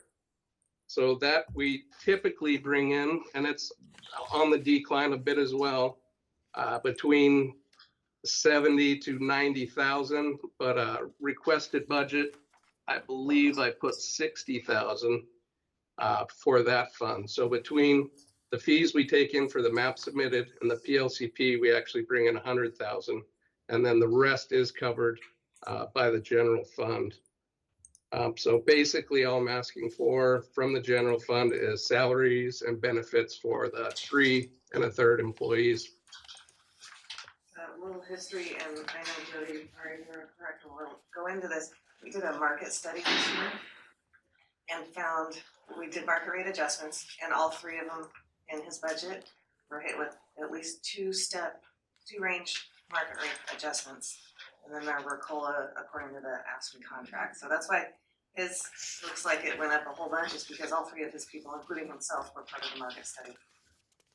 Yep, correct. So would you mention 2 things that we talked about? I'm the liaison to our survey group. One is capital needs that there's not much in this year's budget at all, but next year, some of the equipment that you use, technical equipment is at the end of its useful life and can't be serviced and all of that. And so there'll be something a little larger on next year's cycle. And then would you also, just for benefit of everybody, tell us how close these days with satellites and all that you can define a point on the face of the earth? I found that quite fascinating. So start with capital next year. Maybe, I think you told me something around maybe $80,000, something like that, that only occurs every several years. That's correct. We actually bring our equipment in from time to time to have it calibrated. We adjust our own level bubbles on our equipment and maintain our standard equipment, but some of the more technical equipment needs to be brought into the manufacturer.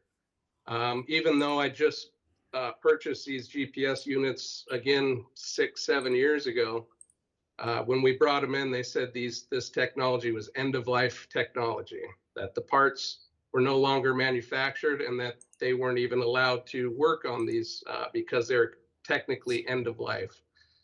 Even though the equipment still works well and we use it daily, there will be a point where that equipment needs to be replaced.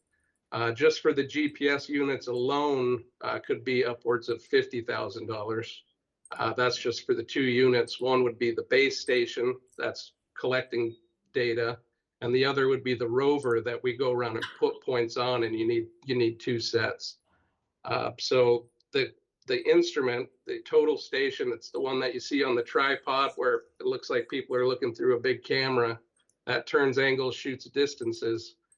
It's about the same boat. Again, I upgraded all the equipment when I became the county surveyor shortly thereafter. But again, 6-7 years later, it's reaching that same end of life technology. So I think when I bought the total station was around $10,000 to $15,000. So if all of the equipment for some reason at one time, just the GPS units and total station went out, you're right, that might be upwards of $65,000 plus, which I don't have in this year's budget. Like I said, we maintain the equipment. We use it daily. We take care of it. But at some point, if something does happen, I'll have to come back and ask you guys what we do from here. So next year, you're likely to see a one-time capital expenditure that would bring everything state of the art. I think so. I think if we just upgrade, and it doesn't necessarily all have to be done at once, but either the GPS or the total station, maybe upgrade that one time, and then maybe the following year upgrade the other. But we do use all of that almost daily. So now tell everybody how close these days with the equipment, how accurate can you get on the face of the earth? So when people think of GPS, you think of your phone or your, Google Maps, and that's, relatively close. That's probably within 15 to 30 feet if on a good day. But the way we do it, we have a base station running on a known point. And so within 12-mile radius of that point, and we have multiple points all over the county, we can get within a couple hundredths of a foot. And then we'll usually take a back sight and double tie it, and then we'll split the difference on that. So we're talking hundredths of a foot on these coordinates now. And that's, I think with restoring these corners that I was talking about previously, that's almost more beneficial, because even if a cat comes in and drags out the whole area and we lose that monument, or it's obliterated, or anything happens to it, we can replace that monument if we have a coordinate on it within a couple hundredths of a foot. And we have over 7,000 coordinates in Tillamook County for control so far. That's great. That's pretty darn amazing, back, the early deeds, if you've ever studied history, you would say, well, there's a pine tree, you go 50 paces this way to the rock, then you make a right turn and go 30 paces, and that's the corner of your property. We've come. That's correct. Ways. I still see those deeds from time to time. Yes, I'll bet you have. That's how I give directions to my house. So questions for Mike. Like I say, I'm the liaison, and I'm quite impressed with what they do and what they do with a relatively small staff and the interface they have. One last question. Would you give us the 1 minute or the 2 minute summary on surveying as a profession? There's some changes on the horizon that are not necessarily good for all of us in this part of the world. Talk about that if you would. Sure. I gave you guys the handout on the study that was done on the shortage of land surveyors. Like I was saying before, not many people grow up wanting to be a land surveyor or even know what that is. So a lot of the guys that are retiring out from the business, there's not a big influx of people going through school to fill those positions. There's many reasons for that. Community outreach, I guess how much time it takes to become licensed. Without a 4-year degree, it was at 10 years. With the 4-year degree, I believe it was 6. And that's working under or apprenticing under a licensed surveyor. So, 10 years of your life plus to get licensed when you could, maybe spend that time to be in a profession that makes more money. So that's part of it. And so because of that, over the years, the numbers have dwindled. And I think we're down to just around several hundred left in the state of Oregon. But back 20 years ago, there were a couple thousand. So you could see that there's almost a crisis in trying to get young people into the profession. And there are many things, like you said at the beginning of this conversation, that you can't do without a surveyor. For development, it needs to be surveyed. For engineering, it needs topographic surveying. It's kind of the first step in the development process to delineate the boundaries, gather data. And if there is a shortage, which there is, and it seems to be getting worse, that could be a real problem in the future. Thank you, Mike. Any questions of our county surveyor? So they're off, they're not in the courthouse, they're over in a little newer building over town along with community development. And I know he likes his surroundings probably better than being in the courthouse. They used to be down in the hole in the basement there where these guys are some years ago. But it is what it is, and it's a part of what county government does, and so they need to be funded again. And as their liaison, I'm good with the budget. They've made a compelling case to me. So, are there any other questions for these people? Not a question per se, but maybe just a thought for any department with a fee collection schedule. Would it be best practice to consider developing a fee schedule that surpasses the cost to develop a sinking fund for those departments, so that we don't have to come to the county time and again for, we need $80,000 for new survey equipment. We have that reserve build up. So just You're food talking for about thought. countywide for other things Mhm. too. There's been several efforts at that, including automobiles, but maybe Sean could speak to sinking funds and. So there's a few that have reserve funds, the fair, and the library. The library did it in anticipation of building improvements, the building's gonna get old, they're gonna have to do a roof and that sort of thing. We do have a building reserve, we did have vehicle reserve that we did purchase general fund vehicles out, that got ripped apart last year, so I don't know where it's at this year. And that'll probably be a discussion for tomorrow. So Sean, can I ask a question? I think one of the things Ken was saying is having fees be a little bit higher in order to develop that sinking fund. But don't fees have to be justified to an actual expense that exists? And we have to be, when we say the fee is going to be $100, we have to be able to show. I think there's different rules for different fees. Okay. Yeah, I know the clerks would be vastly different than the surveyors. Baseline for fees, but I don't know what that is. And I think Sarah tries to keep up with other community development. Departments and But you also have to be able to justify the expenses that are behind that fee.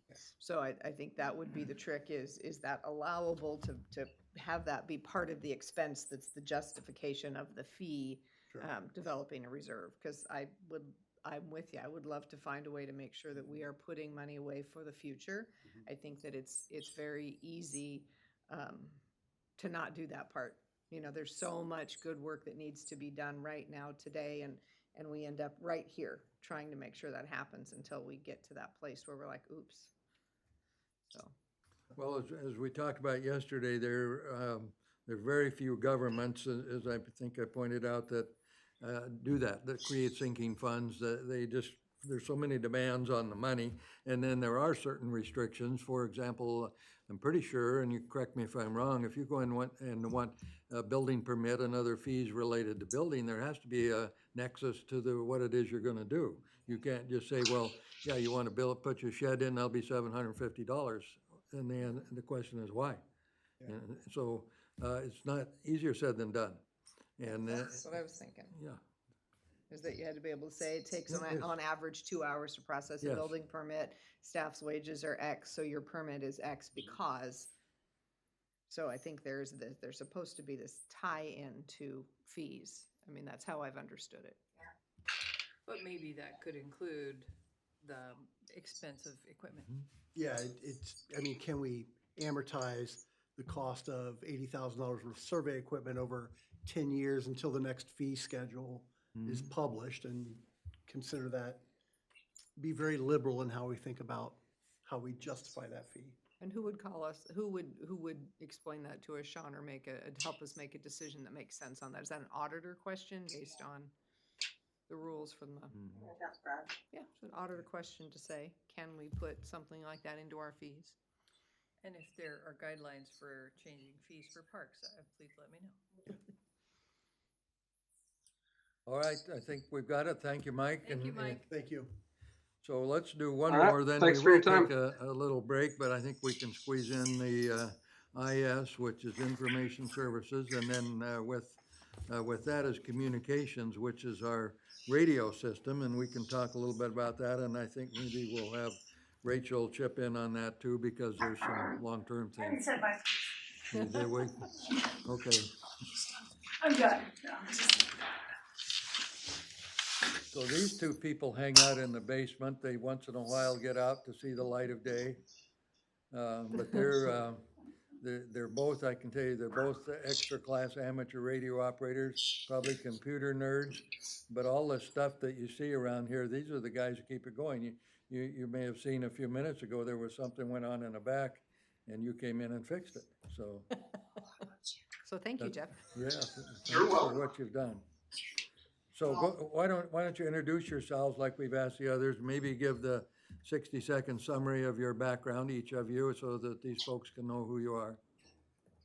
I'm Jeff Underwood. I'm the IT operations manager for the county, so kind of the head geek of the organization. I've been with the county 22 years next month, so a little bit of history. I've seen it all. I kind of have a good idea of what our needs are technology-wise, but I've been leading the department for about 2 years now. One thing you'll note in the budget is that there is an IS director that will be coming in the next few months with any luck. But that, technology is becoming a critical component of pretty much everything that the county does. So that's what we're here for, is to make sure that things continue to work, they do what they need to do, and we've done some pretty massive projects in the last couple of years.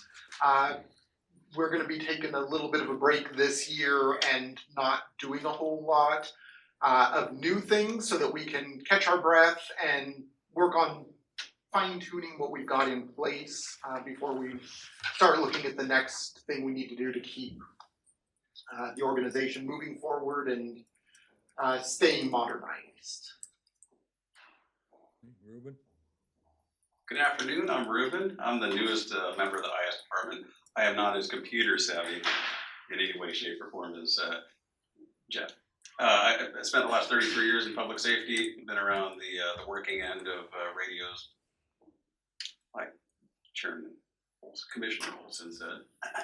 I'm an extra class ham radio operator, so I know my way around the radio world, if you will. I've kind of stepped into the position with mostly maintenance and a lot of catch up. We had some critical failures last year that carried over and cost a little bit of money that really dug into our budget. This year I'm still doing a lot of maintenance upkeep. I know we have, I think that they've already spoke to the projects that lie in the future, but everything that's on the budget this year is really for just maintaining our existing legacy system. That's where I'm at. I'm the new guy. I'm the new guy. Thank you. Now repeat everything you just. Okay, Ruben. Nice to meet you. See, these guys are in charge of communications, they can't get the microphone. So Jeff, why don't you just go through the budget, maybe at a little bit high level, and how many staff you have and what they do, and maybe you could speak to in particular, in addition to the health department, and then also what you do for the library, so that everybody has a picture of how all this comes together, if you wouldn't mind doing that. Sure. So on paper, we are not adding any staff, but that, like I say, that's on paper. My old position has gone unfilled for 2 years, just for various reasons. But that does leave room for the director without actually adding to our budgeted FTEs. There will be some increases. I believe 2 of our positions have some of them that have been identified as needing pay increases to catch up to the pay standards. Let's see, I was going somewhere with that. I want to talk about the off-site ones. I think that would be useful to know, because we'll hear from the health department tomorrow, and we just heard from the library. Yes, so we have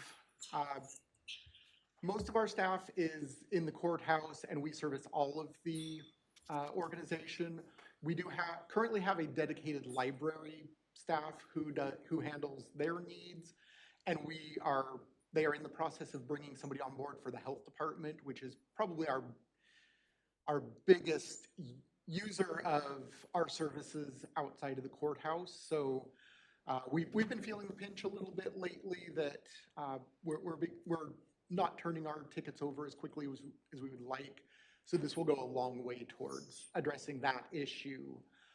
But we do some cross training, and when the health department employee comes on board, they will be spending about half a day a week over here working with our staff, learning the other systems. We'll have somebody over there a half day a week, becoming more familiar with their systems, so that they can do things like take vacations, call out sick, and not leave the health department in a lurch. So we work really closely with everybody, and cross training in that is a critical component of everything we do. But yeah, so adding a director and having an additional health department staff will go a long way towards addressing our ability to get things done in a more timely manner and meet the needs of the organization. You might also want us to speak about the licensing arrangements. I think we mentioned that yesterday for Microsoft and all, but that's not necessarily a good thing, what's happening money-wise. Yes, so every 3 years we sign a new contract with our vendor for Office 365 licensing, which locks us into the current rates for 3 years. The last 2 times that we've had to re-sign our agreement, Microsoft has changed their prices on us. Last time we went from $50,000 to $75,000. This time we're going from $75,000 to about $95,000 for our needs. So over 6 years, nearly doubling the cost. A little bit painful, but it's without that, we don't have email, we don't have our Office suite. There is some discussion about the potential of switching to something like a Google suite. We need to look into that and see if it's cost effective. We do understand that would involve a serious amount of training. So if we decided to do that, if we made that decision today, we're probably still a year away from even being able to implement that. So that's not part of next year's budget, but it is something we're looking at. If the costs continue to go up the way they are, I don't know that we have a lot of options other than to at least explore other avenues and see how we can control those licensing costs. There are a couple other areas where we're expecting some costs to go up. Our virtual servers, the software that we use just got bought out by a company, and they are losing customers in droves because the prices have gone up significantly.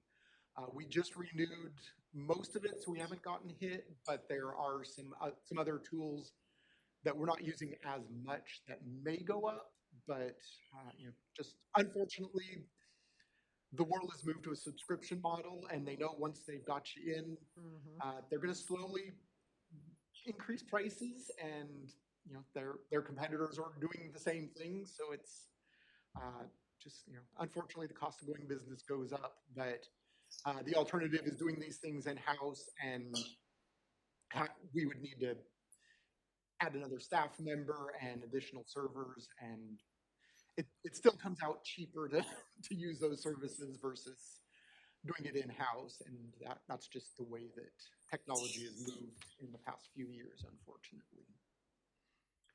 Well, one other thing I'd like to ask you before we talk about any particulars. A few years ago, you came to work and the computers didn't work, and I know Commissioner Bell was serving in this chair at that time. Could you, maybe the two of you could recall all those wonderful weeks and months? And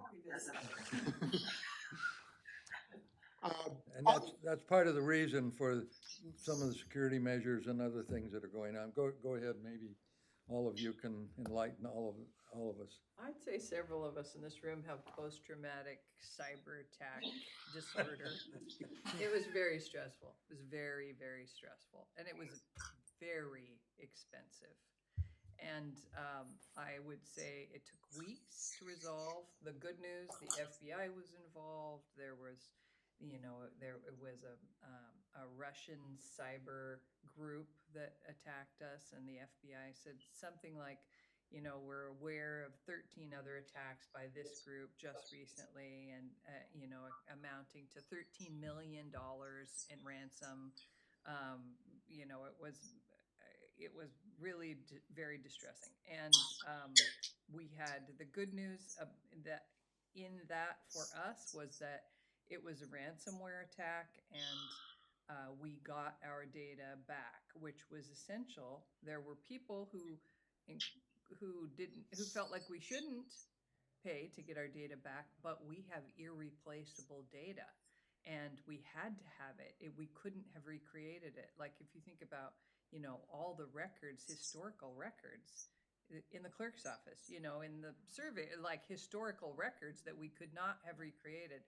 So we didn't feel like we could afford to lose our data, and for the community. And so the good news for us is that we got the data back, and that was a huge deal, because now apparently those criminals, their whole approach is evolving, and now not only do other places not get their data back, but it's sold onto the dark web.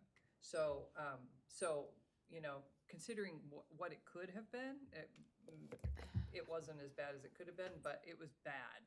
And but I think we learned a lot from it. And they were caught. Right, they were caught. Shockingly, they were caught. Yeah. Does the insurance cover that? Oh, a tiny percentage of it. That's Yeah. why part of the increase in our general insurance is Well, we that's added just when insurance, right? Correct. Yes, we actually had to jump through some hoops, but we majorly upgraded our insurance costs.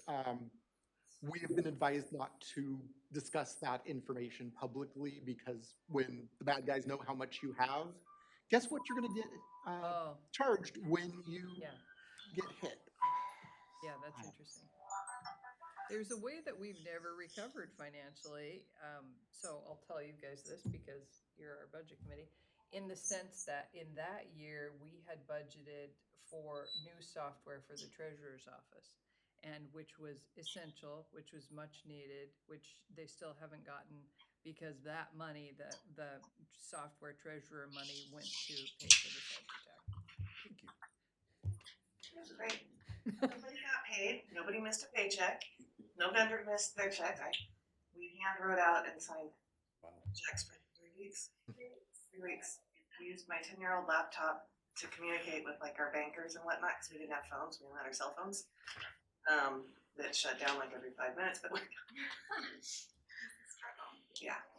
So, and all of this is continuing, if you paid attention at all, and a lot of this is, my understanding is below the radar simply because they don't want to publicize it. Curry County was hacked in the very recent past, and so was Clatskanie PUD, a small electric utility up in Clatskanie on the Columbia River. And no doubt there were others, and you know, so the people, and they originate, my understanding, in countries where there is no extradition treaty. Even if they catch them, the CIA can't, or the feds or whoever's over there, they can't do anything about it. I've always thought you'd send the CIA over and rub them out, but evidently that's not good public policy. It just happens. But you know, this had to be one of the major shocks in my memory to this organization because of, you know, look how many computers are in the room here, all 5 of them there. And that's what we all use every day, all day long, and people know that. So, can you add anything to that, Jeff? Or I will just say that a couple, 3 months ago, I actually literally had a nightmare that we had been compromised again, and that woke me right up. But we have made some pretty fundamental changes. We would be able to survive that attack very well. We've got backups to a cloud storage that cannot be overwritten, which was our downfall at the time. Is they were able to get into our backup system and just destroy those so that we couldn't recover, that was how they operated at the time. As Commissioner Bell noted, that's not what they do anymore, and I am having constant discussions with security vendors to try and find ways that we can determine as soon as data starts leaving our network, we're able to stop that and avoid the being held ransom so they don't leak sensitive data to the world. That's probably the next, that's the current method for how they get you to pay. And you know, I've seen some of these where they will reach out to taxpayers, business partners, everybody to say, hey, we've got Tillamook County, they're threatened to not pay their money. Your data is going to be exposed. You need to get a hold of them and tell them to pay up, or your data is what's going to get exposed. It's a really, whoever dreams this stuff up, if they weren't, I think they should be making 6 figures somewhere and not having to look over their shoulder all the time. But yeah, evil genius, I think, is quite an apt description of these guys. I think it does speak to our IS budget and the need to keep our IS budget funded. You know, one of the things that often gets stripped away are the in general fund, or what are some of these services when you're just trying to figure out how to make sure that there is, you know, for an outward facing service available, because the public's screaming for an outward facing service. And I think that's where the challenge comes in with something like IS, when you feel like, gosh, there's so much money, it's so expensive, but without it, the outward facing service is compromised. So I think if there was perhaps a lesson to be learned, that would have been one of them, is just that we, you know, IS is part of the organs of the organism, and without the organs being fully functioning in the right way, the arms, legs aren't going to be able to do what they do anyway. So it's that central services piece that we always have to kind of have an eye to the fact that they have to be here and they have to be, you know, set up well so everybody else can be set up well as also.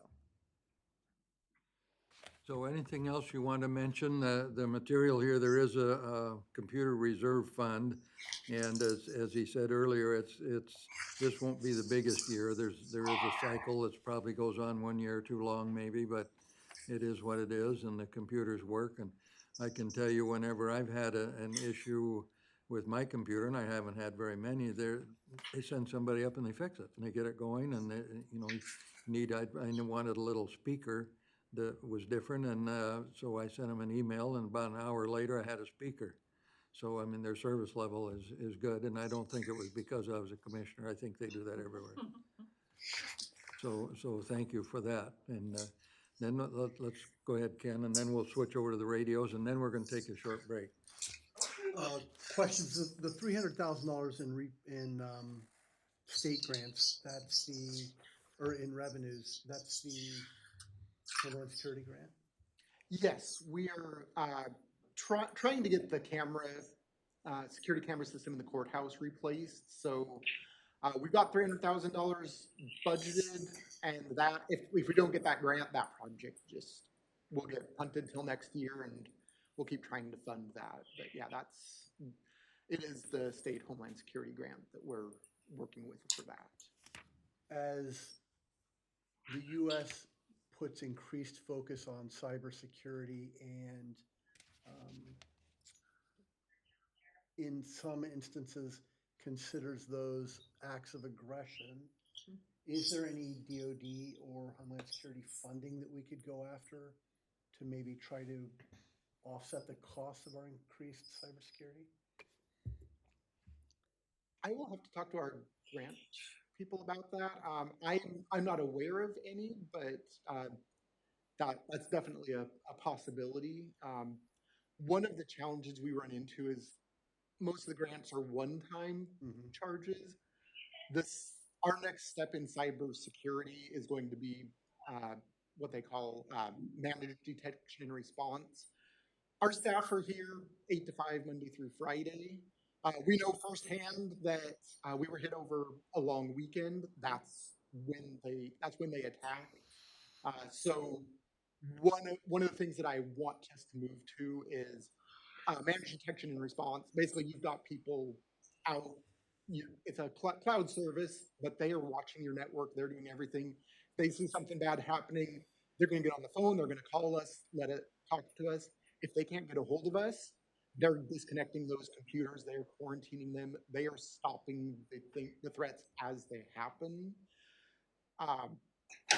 Grants are good for one-time costs, but considering that that's an ongoing fee, I generally try to avoid getting grant funds that are going to increase our technical debt down the road to continue that. So we're hoping to do some other things to be able to fund that. If we can reduce costs in other areas, that's my preferred method. Otherwise, 5 years from now, Jeff is going to be really mad at me that I've added all this additional cost to the county with no continuing way to fund that cost. But there are definitely things that we could be using that are just one-time costs, devices, appliances, and in fact, one of the things I'm waiting anxiously to hear back from we applied for the state grant just a few months ago to get a penetration test done to have some experts come out and just say, hey, here's the weaknesses in your security, and here's a list of things you can do to address that. So those are the best ways that I know of to use those grant funds to do things that otherwise we couldn't afford, but kind of the one and done, and just give us that roadmap to get to the next steps to make us even more secure. Thank you. Well, one of the way the grants work at Tillamook County, and correct me if I'm wrong, but if there's some possibility or probability that it's there, or we simply want to go for it, we'll put it in the budget, and you'll see it. You'll see the corresponding revenue with corresponding expenditure. But if it doesn't materialize, then it's just a number on a piece of paper. But in order to create the spending authority, you put it in the budget. Otherwise, you'd find yourself, doing a supplemental budget more than once a year, and typically, Sean would get really unhappy, and when we do one supplemental budget. So, anything else? Yeah, can I ask one more question? Sure. Oh, Jeff, certainly, of course. Is the GIS position in here, or did we convert it to contract? I know this was a lot of time spent last year on the GIS position. I know that we do have the director position, your position. What happened to the GIS one? So the GIS position is contract at this time, but the scope of work includes them reviewing our GIS and making recommendations regarding staffing, whether we should add that position back or what the needs dictates. So, Okay, so at this point, it's been removed from here because we're using the contract. correct. Okay, thank you. I just wanted that for clarity, because so we had a lot of conversation. We'd had a GIS position. We had hired someone. It didn't work out quite the way we had hoped. So we have this contract and someone who's really evaluating our GIS need because of course it crosses multiple departments. And that when we talk about county efficiencies and effectiveness, having an updated GIS is something that we continually hear from our departments would be helpful, as well as someone who really understands how to get in there and utilize that, get that data out to be utilized would be very helpful. So there's just background work going on, but we've shifted that. Yes. So, thank you. And the employees that are at the library and the health department, they're on your budget though. They are funded by the individual departments, but they report to me. So it's kind of an odd. So which budget are they in? They'll be in the library budget and they'll be in the health budget. I believe so the they're- library had it, correct? Yeah, Okay, they're not in So here. these are just the council. The people here. And the practice has been, as he explained to me when I first got into this, was those people that are out at another remote location, they try to get them in here for a half a day or a day pretty regularly so that they all know what's going on. And if one of those people out in the field takes leave or is gone or whatever, then one of his people can go over and they know what the issues are and how the system's set up over there. And tomorrow you'll hear from the health department, which is quite data intensive. I'm sure that's what they do. Medical They records and all. shuffle, well, they don't shuffle paper anymore, I guess they do this. But, so that we can stay on our schedule. Anything else on the computer side? I want to talk about the communication side just very quickly. And so Ruben, would you give the 3-minute summary of what it is you do in our radio system and why it's a failing system in part? I don't think we have enough time to talk. But I can talk to the present, be Yes, real easy. please. And mostly it's just keeping the lights on, making sure that our infrastructure is working, updating radios as need be. That's not only in the field, but up on the sites. This last ice and storm damage event that we had actually did significant damage at a lot of the sites. Still recovering on some of those, nothing critical enough that anything was lost, but definitely some setbacks. Access to the sites is challenging, of course, in the wintertime, and as you might have noticed, most of our sites are in the most remote places in the entire county. Not quite a mile high, but significantly. Again, we have a lot of sites that are off-grid, solar generator. That's a constant maintenance issue. It's not just the batteries, it's the 190 site in particular. I can talk to that. It's probably 90% of our radio traffic for the entire county. I'm up there twice a week, just making sure, if I'm not, digging into the valves and doing adjustments, it's oil changes, it's adding oil, it's making sure that, all the electric light levels and the batteries are always maintained. Of course, making sure that there's nothing damaged, making sure power output is correct, sweeping antennas, and I'm out of county on a lot of these sites too. I might be in Clatsop County, I might be in Yamhill County. It just depends because we have sites that are so remote. Currently, everything budget-wise is really just to support what we have. What's your one request? Pardon? What's your one request that you have in your? There was a request that carried over, and it goes back to, I'm in probably the one employee who's in the most remote places in the county, and that's the vehicle. I know it's significant. I did do some comparisons, of course, just to see what's out there, and I talked to Public Works Maintenance who said, don't do this, don't do this, don't do this, but recommended, what type of maybe axle ratio and what type of engine and weights. So they ran into some CDL requirements if you go too high a GVW. And so there's a proposal for a new vehicle to replace the 2007 Ford F-250 that we're currently using. It's a request. I mean, drive it till it dies. That's my motto. I drove a lot of stuff in the fire service that was 30 years beyond its shelf life, but we did it because we had to. That being said, with the comparisons, what we found is in the market, even at 5 years, 4 years old, it was only a couple $1,000s more to buy something brand new with everything on it than it was to buy something used that didn't have anything on it. And so I was surprised by that, obviously.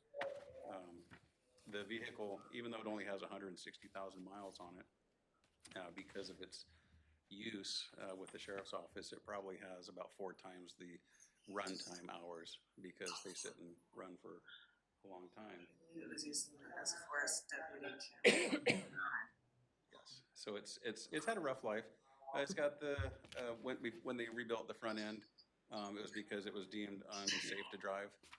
We just got it back from Ford. I've been maintaining it myself to keep it out of the shop, replacing parts as needed, either engine work or anything electrical. I've been keeping it alive and on the road, just because anytime it goes to a shop, you lose it for a week or two, and I don't have that kind of downtime. What else can I say to that? So, since you started in November, how many times has the truck needed to be repaired? Oh boy, a dozen or more. When I first started, it was in the shop for over 2 weeks. Yeah, I don't know what else I can say about it. I'm keeping it alive. Yeah, and it might be a nice comparison. The communications vehicle is probably the same as the status of the communications system. It's always upgraded. I've never thought of it till just now, but That is an accurate description. Well, the system is over 20 some years old, and it's mostly analog as compared with digital. There are 12 mountaintop sites, I believe, and he services all of them. Some of them have some commercial power. I think 4 or 5 are battery solar, and so they require fairly constant maintenance. But the bigger issue is the inability to communicate where you need to, and it's used by all the law enforcement agencies. It's used by the state police. It's used by all the fire departments. It's used by the ambulance system. It's used by Public Works. I believe the transportation system uses it as well. So, I mean, this is how you talk to each other in Tillamook County when you're out doing what it is you do, which is in many cases save lives or, come up on a disturbance and people call for help. They expect it to be there. So we talked, I don't think we talked a lot, but Rachel, can you take 2 minutes and summarize the timing of where we are and how we're gonna fix all this? off the top of my head. Yes, you can do it. I've heard you do it. So I think I forgot how much I explained during my report on the project, but essentially we know what we need to do and we know our path forward. It's a $27 million upgrade. And those are cost estimates for a 25-27 design build. So if our timeline is realized, the new system would be online approximately in fall of 27. We are embarking on a campaign. We're pulling together a political action committee. We have an RFP out today to hire a marketing and campaign firm to help us through the general obligation bond. There's a bunch of concurrent tracks, so we are going through some technical pieces. We're working with our user group. We have the statewide interoperability council and their technical committee that we'll be working with to make sure that these are all the state experts from throughout the state that convene under this governor appointed board that will help ensure that what our scope is what we need. So that's a track. We have our campaign tracked. Yeah, I think those are the big pieces. There's a lot of moving parts over the next And there's months. been a buy-in basically of all the other agencies, including Tillamook PD, and then I think all the fire agencies are in, and all the law enforcement people are in, ambulance people are in, and they'll pay some of the costs ongoing, and perhaps a lot of others. I think there's a lot of work to be done in that area. But the idea now is we know what the problem is and it really can't wait. And so that's something we will go to the voters, and we'll do it in an organized fashion. And we'll make a case, a compelling case, I think, and then ask the voters for their support. And then like everything else that's capital and big money, it's up to the voters. But if we do our job right and just go out and tell them exactly what the situation is, and you're truthful, all the way and explain the consequences if you do and if you don't, both sides of it. And then voters will tell us. And from my view, the voters have been quite supportive lately. We've had success with the North County Recreation District. We've had a new nursing school is now going forward at the college. Some of the school districts have enjoyed success. Some of the water and sanitary districts, same thing.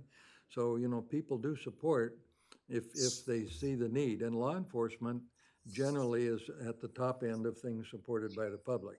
And there is kind of a hierarchy where law enforcement is here and then maybe libraries and then a few other things. And, with new offices for the staff would be down under the table here. So, and people look at it, but my experience in doing this, and I've done quite a few of these over the years, is if you're truthful and you identify a need and then you offer a reasonable, well thought out, honest solution, people will support it. But then, once it goes on the ballot, it's out of everybody's hands. But there's a lot of thought going into this, and Rachel gets a lot of credit for heading this up like she does with so many other things. So this will be a big item, and I would expect next year's budget, if it passes, you'll see considerable detail on how it's going to be done and if the money comes in. And if it passes in November, the bonds could actually be sold yet this year, the first part of next year, and the funds would be here depending on the market and how all that works. But, and that's why it's in this year's budget. It could very well, the money could come in this year and this can move forward. And of course, the longer you wait, the more it costs. True. And any questions on that one? It's like. Coast Guard involved too, the Marine video? I don't think so. Has the Coast Guard had anything, federal people? I think the Coast Guard would be a secondary user. Yeah. And what about military? And military, I don't know the answer to that either. Ruben, do you know? Coast Guard, military, they're all their own entity, but we do have some agreements that they can, I remember that when we had like flood events, gave them permission to use TAC-2 for responses, et cetera. Okay. They would be part of the interoperability. So we'll be able to talk better to each other. Right.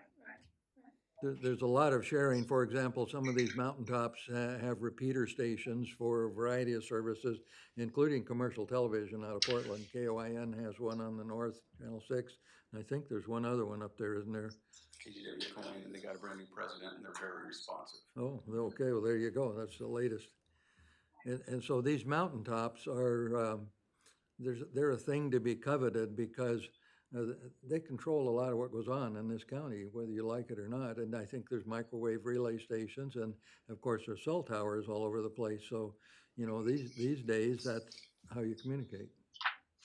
And we have a system, and when I talk to people, and I'm started going around talking to some groups, is the two questions. I hold up an iPhone and say, how many of you had one of these 20 years ago? Well, they didn't have them 20 years ago. And then you say, how many of you have the same TV you had 20 years ago? You don't. You have a flat screen TV, probably. So think about the same way. Why would you want a public safety radio system that's 20 plus years old and outdated technology? And didn't you tell me, Ruben, they're ordering parts now and occasionally on eBay if we have to? Oh, absolutely. Amazon and eBay, that seems to, because a lot of the stuff has been discontinued. And see, these are facts that need to go to the people. And so, anyway, we'll stop talking about that. We better get me going on that one. Any other questions for these two technical gentlemen? Thanks for repairing the 207. It works. Okay, thank you. All right, let's take about 5 to 7, and then we've got 2 groups left to do, and I think we can get them all in today. No, we're gonna drag this out. You have a really long presentation, right? You're good. You're fine. Price, you shaved, Ruben?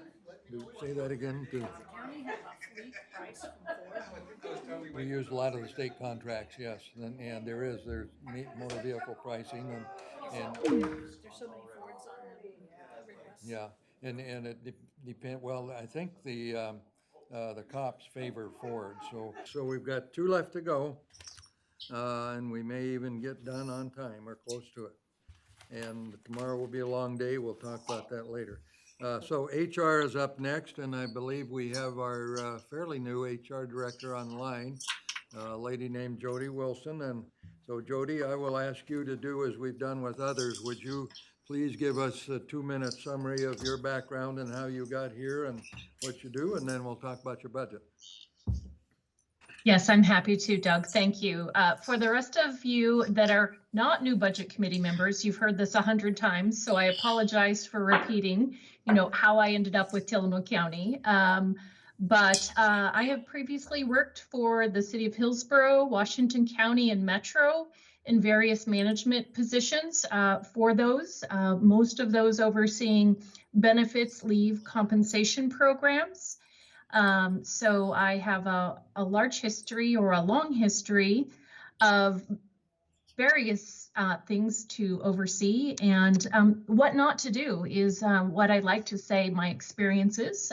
We come with a very strong compliance background, as well as managing things like PERS, the retirement programs and benefits, and compensation. If you look at these data sheets, every time you look at that personnel worksheet, a good 40% of the overall costs of most budgets, if not even more, are those personnel services that HR oversees for the organization. So I started with Tillamook County in November of 2022. So I am about 16 months old here with the county. Thank you. So why don't you give us then the overview of your budget, staffing, and what's contemplated during the next fiscal year. And we'll no doubt throw some questions at you and go from there. Sure. Just a little overview of the Tillamook County Human Resources model. Human Resources oversees recruiting, onboarding, benefit administration, that's your medical, dental, vision, life insurance. That also includes our pension program, various deferred comp programs, performance management, training, employee development, compensation, as I mentioned, labor relations, and risk management. So it's a full service portfolio. The position has been, the director position has been vacant for a while. It's been very hard to fill. And there's quite a bit of deferred maintenance in human resources on trying to bring some of these programs up to date. During COVID, staffing was a very difficult challenge for human resources. When we start looking at where we are as far as recruitment, we have improved recruitment significantly. If we look at the current recruitment numbers for the current fiscal year, we've hired 58 employees already this year. We have 21 in progress, and we have 12 requisitions that we haven't filled yet. So if you think about where our staff is currently working, recruitment is a lot of where we are spending our time. And it's very important for all the program areas that are coming here and putting their budget forward. So we are prioritizing our time there. There is also another couple of programs that are very important. Just a couple of key highlights of what HR has done in the prior fiscal year. We did complete a salary study. The salary study was based upon a compensation philosophy that was designed by the Board of Commissioners. For the Budget Committee, you are also our elected official compensation board. I will be scheduling meetings with you very soon to talk about our compensation philosophy and to prepare you for that next series of meetings for the elected official compensation board. But we were able to complete a market study.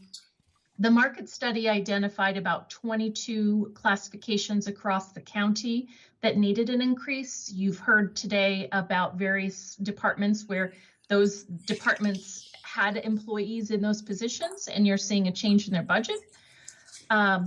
We also successfully negotiated our general services union contract. That union contract included what I call grandfathering our current pension plan and putting new hires into PERS as of July 1 of 2024. The idea was to address some unfunded liability in our current pension. Our current pension program that is administered in-house by Human Resources is over $100 million. It's a very serious program, and we are looking to find ways to reduce future costs and being able to pay employees at market. And I think that's an ongoing complexity, is that we have a very, very rich benefit package. And a lot of our comparators are PERS employers. So it does level the playing field with that part of the transition to PERS. We were also able to successfully negotiate a deductible change with AFSCME in the 2025 year. We are waiting for our rates from CIS, City County Insurance, to determine what that is going to reduce for our overall cost. But in our early projections during bargaining, we projected the PERS change and the deductible change to save about $374,000. It's not a lot of money, because when we're talking about the PERS transition, it's only as we bring on new employees, but over time you'll see that bell curve reduce costs. Just a couple other key milestones this year is we did complete a Gallup employee satisfaction survey, and then some roundtables with our department leaders addressing the Gallup methods for working on employee satisfaction. I think the key factor is when we talk about turnover, salary is not always the determining factor of whether an employee stays or goes, and it helps management build tools to grow the department and the employee satisfaction through that program. We outsourced our leave program. We, since November of 2023, have had 35 leave cases that have accounted for 5,000 hours of leave time. And then we already talked about our recruiting. We are about 58 employees in this current fiscal year. So with that, you will see. Jody, talk about your current staff that reports to you right now. Sure. Human Resources has currently 3 positions. We have myself, the Human Resources Director. We have an HR analyst and an HR technician. We do have a vacant HR generalist that was recently reclassed from an HR technician, realizing that some of the heavy lifting that's needed in Human Resources is at that upper level, as far as understanding very detailed laws, navigating rebuilding our pension programs, rebuilding our systems to adapt to our PERS transitions. And we just needed the higher level work to be able to complete those tasks.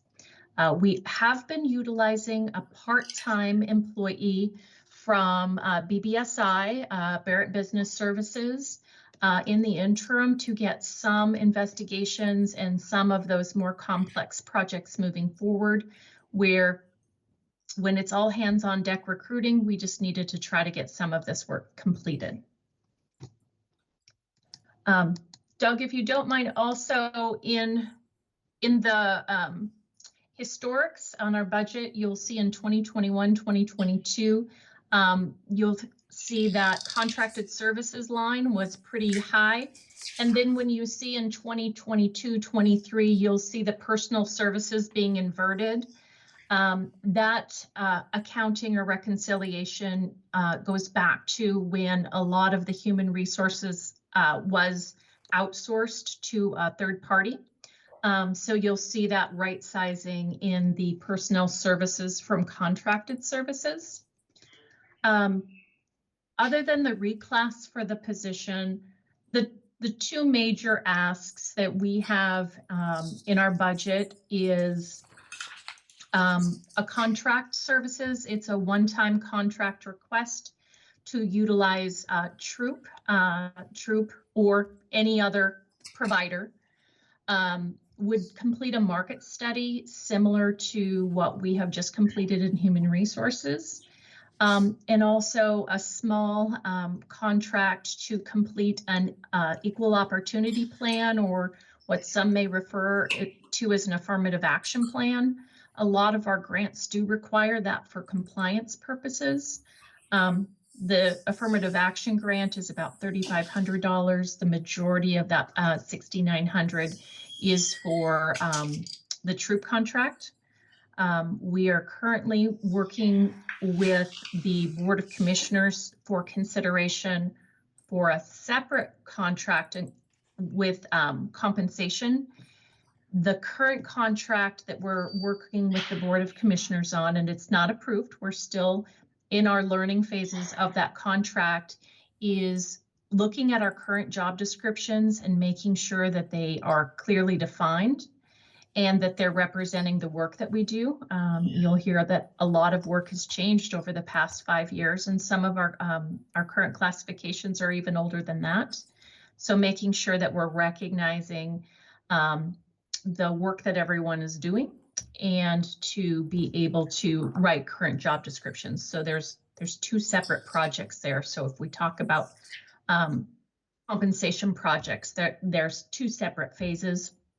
The one in this budget is the marketing, which is a very similar project that HR has completed over the prior 12 months. Any questions or comments from the budget committee or the board? Well, to what you just mentioned, Jody, that when I agree that we want to continue doing market studies and stay current with them. So do you anticipate when you have an HR generalist on board that the market study could happen within your department? I do anticipate with that.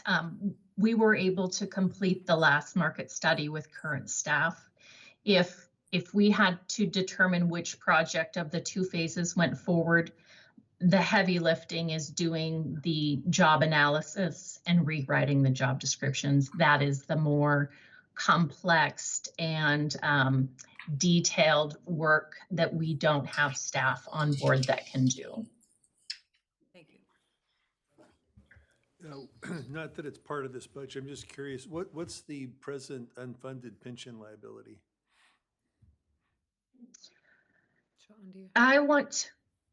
Sean, do you remember? Yeah, I can tell you that. I've been working on that quite a bit. It's Thank you, Doug. in the order of $15 to $18 million on $100 million value, roughly. And we have a review with one of the components of that, I believe, Friday morning for an hour and a half or so. And in fact, he left me a message. I'm going to call him yet today and talk about a few things. When I first got here, I wanted to learn more about it, and so I invited him in, and I scheduled 45 minutes. 3 hours later, we were still visiting. And he runs, this individual, is a principal in a company in Lake Oswego that invests. And the Tillamook County is one of only 3 counties that are not in PERS. And we will be in partially, as you heard, as of July 1. Of our 7 cities, I think 5 of them or 6 of them are in, and of our special districts, all but 3 or 4 of them are in PERS. So we're an outlier, but we have a very, very rich system, and it's, it is what it is. And but it does operate much like PERS in terms of if everybody decided they were retire tomorrow, which will probably never happen, that would be a major problem, as it would with any pension system. This one has an unfunded liability. When I last calculated it, using the fiscal year numbers as of July 1 of last year, was about $20 million, about 20%, which I don't think is materially different than PERS and a good many systems around the country. And is it going in the right direction?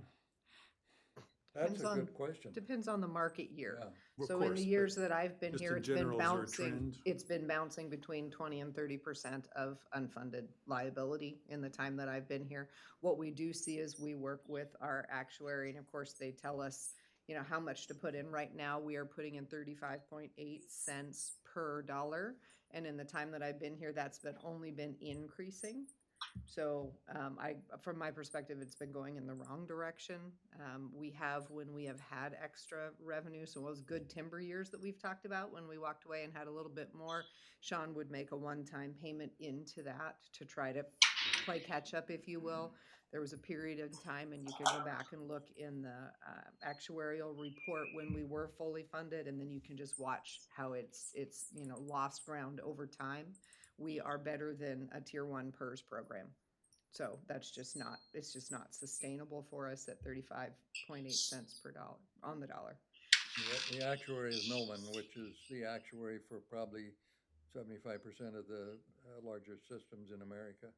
They're based in Seattle, I think, but they've got offices all over the country. And so there's really like 3 parts to the pension system, and they can correct me if I'm wrong, but it's like I say, I'm kind of I've jumped into the deep end of the pool on this. And we have the actual individual or firm that's putting the money into certain investments and moving it around from time to time. Then you have the actuarial side, and then you have the administration side. And some of the administration is actually done here with her staff. But these are all things that we're looking at for the longer term. And, as was just pointed out, my personal opinion is it's marginally sustainable over long term. That's a lot of money. And that's one of the things, as Jody just pointed out, even if salaries are a bit lower, if you take the total compensation, that's something. The trick is to get younger employees who are 30 years old to think about retirement 30 years out. They don't know, this is what they think about, but that's part of the issue, I guess. Yeah, they want money in their pocket today, and we're unable to put money in their pocket today, as we'll start to talk about at the end of tomorrow, our challenge in this realm, right? Because we're putting a great deal of money into retirement. So how do we shift that around? And that was really the intent of looking at that shift to PERS, as well as the changing in the deductible for health insurance. We have great health insurance. We have a VEBA account, so if we're putting flexible spending money in there as well. So total compensation wise, it's good, but it's not what people want, and that's our challenge, is in that shifting around. So yeah, when I was when I was elected and shadowing Commissioner Bartline at the time, he said, "Here's a project that I just never quite got to, but it's a really important one, and it's the pension. Good luck." So we're actually taking steps that I know have been thought about for a long time by commissioners. It's hard to get projects all the way through, and so I think we're finally there with this one. I think pretty much every defined benefit plan is underfunded, so Yeah. you're part of a We're large less group. underfunded than PERS. Yeah, we're in good company, We are. except we're too small to solve it if it came crashing down. The state's going to find a way to solve it. We would be very hard pressed to grab $20 million if we had even just the upper slice of available, potential retirees decide to walk out the door and decide to take the cash out function instead of the actual payment function. Just for interest, maybe you know this, what's the total contribution for retirement? 298.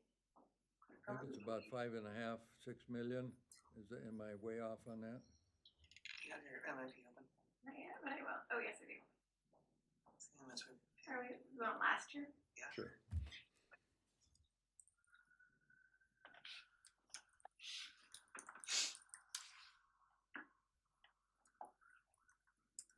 Sorry, we're dealing with a 27-year-old system. Just Excuse me. As I experience. Our 2007 computer. It was 2009. It was only 10 years old.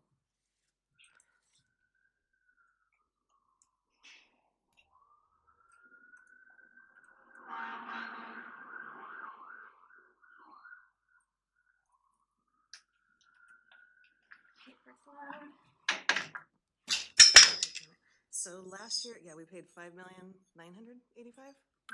Well, my 5.5's not too far off. Not too far off.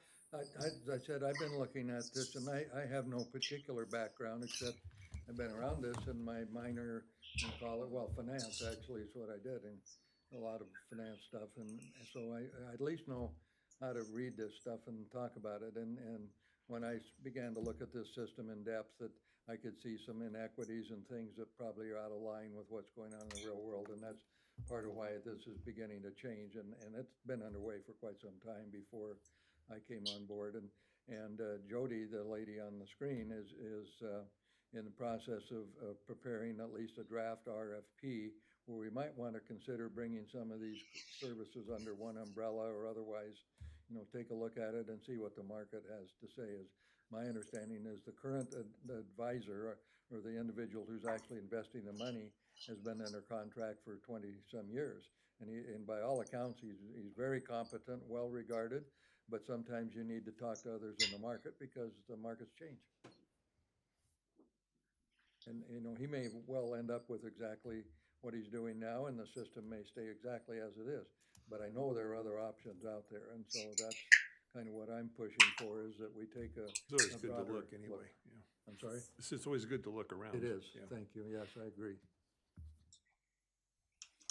So Jody, we kind of went off the rails there, did Sorry. No, well, this is Well, all when we part of what start- she does, so it's a good conversation, thank you.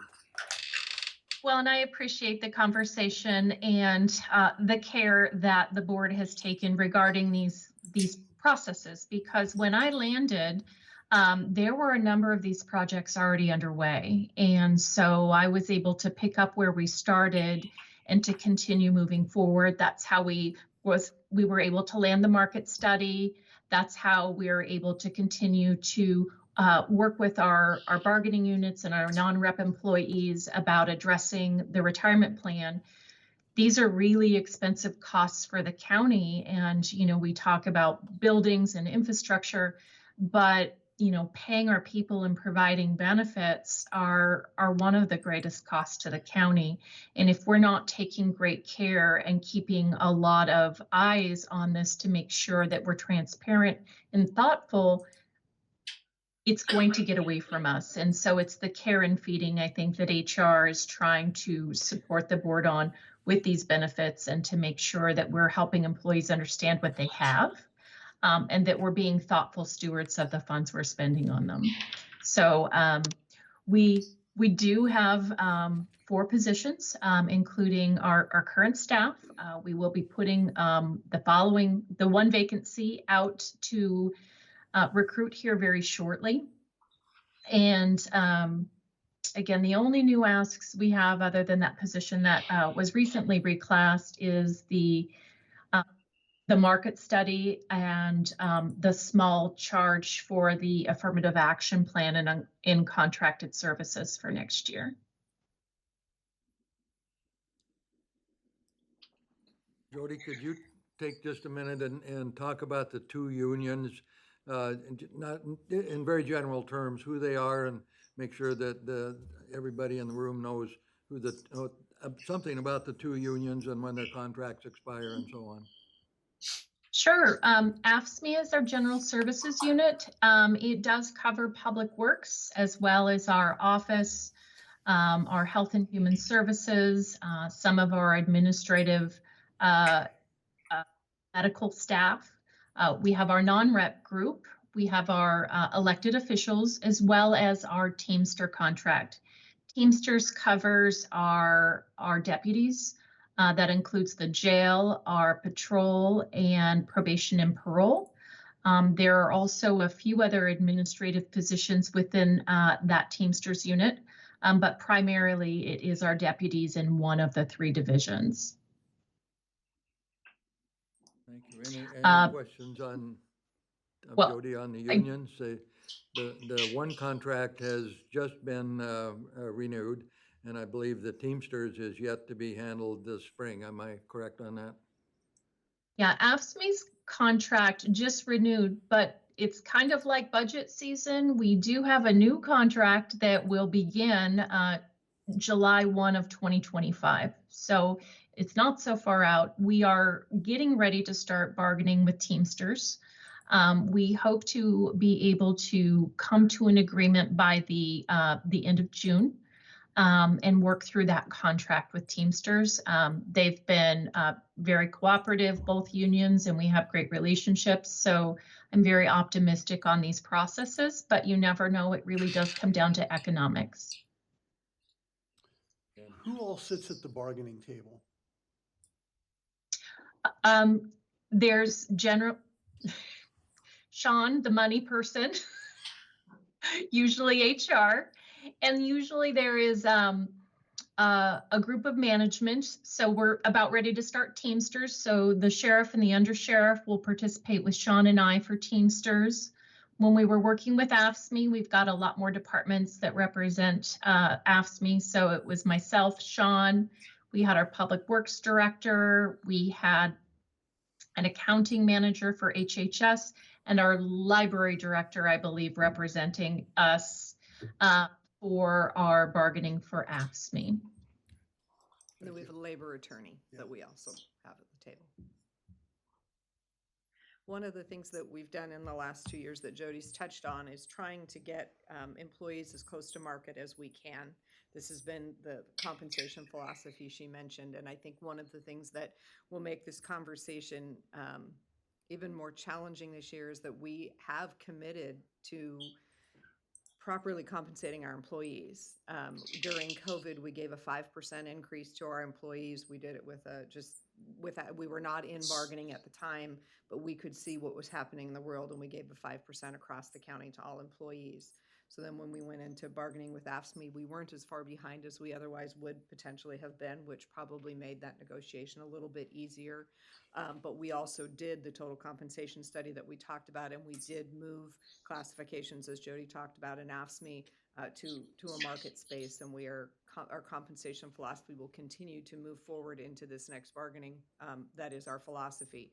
It does mean that our wage numbers have grown significantly. As we have said, people are worth what they're worth and they should be paid that. Now we in this room will have the difficult challenge of fitting that into the revenues that we have. But just as a backdrop, this board feels very strongly that we do not want to balance the budget on the backs of employees. It is a practice that has happened in the past at the county. There were negotiations where they went in saying there will be no COLA, there will be no increases, we just don't have the money. And we felt like that was not a stance we were comfortable taking, but it will make the next set of conversations we all have a little bit more challenging. Jody, could you talk about what happens when there's an investigation for one reason or another, regardless of where it is? Just how does that process work? And we usually use some kind of outside counsel or experts in that field. Sure. With investigations, Human Resources is a risk mitigation department. Generally, the best defense against any kind of harassment, wrongdoing is doing an investigation to see if there are any findings. Those investigations can get costly. We do try to resolve conflict at the lowest possible level, but from time to time it is required or a best practice to bring in an outside investigator. The outside investigators can be expensive. They are usually attorneys that are now investigators, and those investigators will interview witnesses, they'll review documents, they'll write their findings and present those back. Not all investigations generate findings, right? Sometimes there are allegations that there are no findings. So I want to make sure that we recognize that even though we did our due diligence to find that there is sometimes no findings, but we still have to pay the investigator. So when we work through these investigators, again, we're trying to resolve the conflict at the lowest possible area. But as things get larger and larger, we do need to reach out to outside investigators from time to time to be able to complete those investigations. Again, that is the best defense in any kind of future litigation. We talked earlier in the meetings about a litigious society. We want to make sure that we're following our policies, creating good training programs for our employees and our managers to prevent these kind of things, but investigations do occur. When we do have to use outside investigators, those investigations are charged back to the departments. So I think that, Doug, you'll see some of those contracted services on some of our departments. Again, it does not mean there were findings in those departments necessarily, but it was an investigation that was conducted. Thank you. Other questions? Okay, well, there you have it, I guess, for human resources. We can, tomorrow we'll have an opportunity to revisit any of this we need to when we find out exactly where we're short and what we're gonna do about it. All right, one left to go. Thank you, Jody. Thank you for your time. Thanks, Jody. Thank you. Okay, last up, but certainly not least, although she's least today, is the treasurer. You got 3 minutes. Good afternoon. I will say the biggest increase has been due to the market study that HR has completed in my office. My chief deputy was part of that market study that was below what the compensation was, so there's an increase in salaries. When Jody did the market rate, my salary was also low, so this includes my salary. However, until the commissioners adopt the pay table, I'm still getting paid the same thing that's out on the website anybody can find, but I did build it in the budget. Will it be retro? No, I will not do retro. I cannot agree with that. Just awesome. Otherwise, I had a slight increase in my contracted services. We do, my office has 4 people. When I started 12 years ago, we had 6. We took 3 accounting tech positions and basically transformed it into 1 by improving our processes and our flows downstairs. I have 1 payroll specialist, 1 accounting tech, a chief deputy, and myself. And as I said, during the cyber attack, we wrote a lot of checks out, but everybody got paid. Vendors got paid, and we try and keep everything in line with our auditors. We've gotten the GFOA, Government Finance Officers Association certificate 33 years in a row now. Wow. So I've been part of 6 of those so far. So Now, you know what GFOA is, Government Finance Officers Association. That's a big deal. That's a professional association, and she's been part of it for years.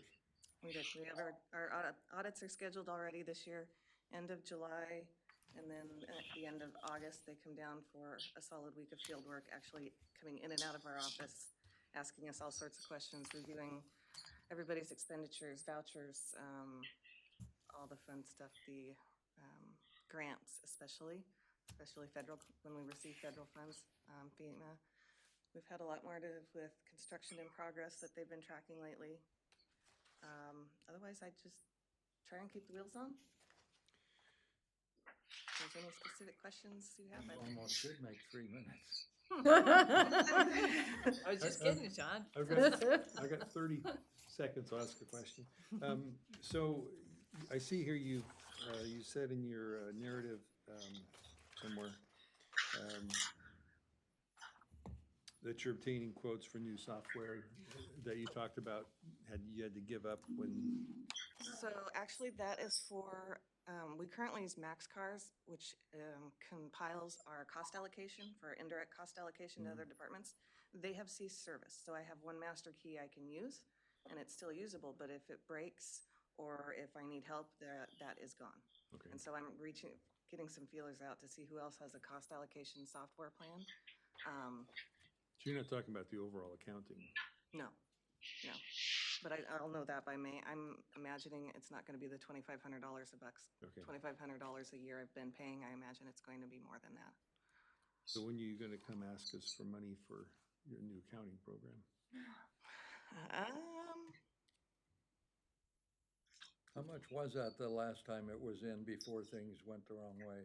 I think it was over 6, but that was including payroll. 600,000. Wow. So, question, you have the $2,500 for capital outlay, you said, That's copier. so that's not the cost allocation software? No, that just comes out of. Should there be a placeholder for cost allocation software? I'm trying to get some quotes on if I can find any, and when I come back in May, I'll make note of it to So let you we'll know know that in May. And Okay. you can either believe it or not. And Sean, that wouldn't be something that might be integrated into a new complete package? We had a demo, we thought we found one. And so we had a demo earlier this week, I think it was Monday, with a company. They actually were pushing their grants tracking because currently now their cost allocation plan isn't available. And we're kind of They're not taking new customers because MaxCars has gone down and the Flood Rush has moved in to other software companies. So I don't know if there's a whole software system that would have that in there. I would think Tyler Tech would probably have something similar or something as a whole. I just wonder if we wanted to be thinking about that at least tangentially, because we will need to get a new software program. I mean, you all are getting by Yes, with what we have, but but there's a lot of other asks in the county that I'm putting before mine. Well, I think that's very noble, but. I know, but it doesn't, it But at the doesn't same help. time, I can tell you that if the accounting system goes down, the county goes down. I'm just telling you the truth. I mean, that's, everything comes down to numbers. So I would encourage at some point that if in fact your software program for your accounting is into life and it's on Band-Aids, that's not a position you want to be in, and I would encourage the commissioners and the budget committee to consider that as some kind of a priority fairly soon. I think the other thing is we talked to Benton County and it took them 2 years to switch over to a new software system. That's kind of nerve-wracking. I think But that's it's- why we want to start now. yeah, it's gonna Yeah. take 2 years no matter when we start. And so 2 different years now, we've put money in to work with a consultant to help them identify. But you also have 4 people in their department. And Right. so as things are happening, just their time to be available to even make that happen has been why it has, I think, failed in the last Yeah. couple of years. And so we have to figure out how to make that a priority and how to get to that. I Because think to we- your point, we Michael, need yes. to start the process because. Yep. We did start the process. I think that was when the prior HR director who was here, Naomi, and then she left, and then I became the interim HR director in addition to everything else that went on. And then we had a consultant come in, and then Mary Faith took over interim HR. I mean, there's just been one thing after another. Did we decide for sure that you didn't want to go through ADP for your office? We do use ADP for payroll, Right. yes. But I mean, there was a bigger suite available. There is, Oh, yeah, Tyler can integrate everything, payroll and everything, and that would be something we would look at. But ADP is like a Cadillac compared to processing payroll and MIP. We used to, up until COVID, we had paper time cards. People still turned in. No way. Yes. Yeah. So we've That's made a big frightening. improvement in our payroll and our system, and we've got a wonderful payroll specialist down there that answers questions left and right, whatever anybody asks. But yeah, Tyler does integrate payroll in there, and definitely something I would look at, then we wouldn't have all these imports. that was the Cadillac version of our accounting software we were looking at. Was Tyler Tech? It was Tyler Tech, and it was probably more than the 600,000. I think it added an additional 250. Yeah. So it's not integrated now? Your payroll? Through GL export and import. It's still better than running payroll and MIP. And virtually everything you look at is proprietary, so you're basically locked in for X period of time. Mhm. Like we said earlier, once they get you, then it's renewal, and the fees go up and so on. But, you know, if you get a reputable firm, all I remember is when I was involved in a major change one time is you need to run a parallel system for at least 2 budget cycles. Like I think you said, if you don't, something will go wrong and you have no way to rebuild it.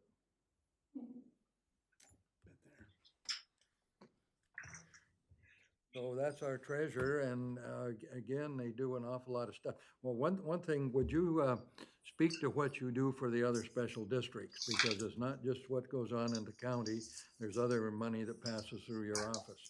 So when the taxes are collected up in the tax department, we're sent down the distribution, and then we distribute either the property taxes to the special taxing districts such as TBCC, 911, you know, all the water drainages.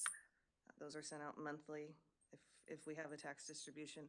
We also distribute the timber revenue when it comes in to the taxing districts. There's 19, 20 of those that receive state timber revenue. So there's 16 out of 21. The reason I know that is I asked Debbie about that a while back when the Habitat Conservation Plan was going, and it was 16 out of our 21 special districts, and there are probably more, but these are main ones like water and sanitary sewer and the school districts and the North County Recreation District, the fire districts. So those 16 of those get money from the forest. and all that money passes through their office. So, you know, it's not just county stuff they're doing, they're taking the money that comes in from a whole variety of sources, and if you look at the sources, it runs to several pages. You don't put it all, unless you really have teeny weeny type. I mean, there's a lot of sources of money that pass through this building. Yeah, we pass through funds to TFCC that are in agreements. The Board of Commissioners agrees to OHSU? No, OHA. OHA, thank you. And then we receive the funds as the representative, and then this flows to TFCC every week. Which is all the more reason to have a good accounting system. Sub-recipient monitoring, we're finding is very difficult. Yeah. So put it back in your budget, Sean, and we'll all have to grapple with it. At least the part where you do the research. Okay. Where we get the consultant to do the research. Started at least. So as you can see, there's a lot of moving parts in this organization and a lot of people doing a lot of different things. So tomorrow, let me give you an idea how this will work tomorrow. I hope we've all been taking notes, and we'll just follow the agenda, and for some reason, they actually put a break in here. I don't know why they did that, but Oh, I did that. yeah, you didn't do the morning one. I'll take care of that when you get to.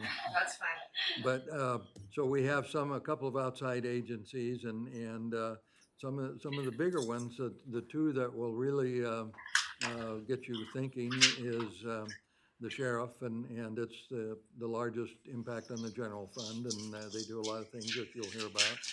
And then also the Department of Community Development, that's building permits and a lot of other things that goes on down there. Management of the short-term rentals and management of the TLT, and so there's a lot of things tomorrow. But when we get to the afternoon, we'll probably ask Sean then to kind of summarize where we're out of balance. And then what are we gonna do about that? In years past, we've said, go figure it out and give us email us when you get something that may make sense and would bring it back into balance. Primarily the general fund. The special funds are for the most part in balance. But when we do the general fund, I think she said at the start of this, we're over subscribed by what, about 4.3 or somewhere in there. So we're gonna have to come up with $4.3 million tomorrow, roughly, in cuts or reductions or deferments or whatever you want to call them. And we may decide to leave them in there and think about it, or, but at some point, we'll need a balanced budget. And that will be at the May meeting. But we'd like to give sufficient direction to the staff that if we have to cut this, then here's some of the priorities, or here's things that make sense, and that's where you folks really come into this, because you've got a fresh set of eyes. And so tomorrow is not the time to be bashful. If you think there's something in there that shouldn't be in there, or that something else is more important than this thing, that's when we gotta hear it. And Sean, we didn't talk about transfers and the intergovernmental stuff that is how we have balanced the budget in past years, where we haven't put into savings accounts, those kinds of things. Where does that one come in? 350, after 315, we can discuss all of that kind of stuff. Okay, so you'll have for us printed out the intergovernmental and. You get a big binder. Okay, okay, Okay. okay, just, Whatever you want here, because they're not turning down the room. perfect, thank you. So the three of you have sat through 2 days now. Do you have any questions? Regrets? I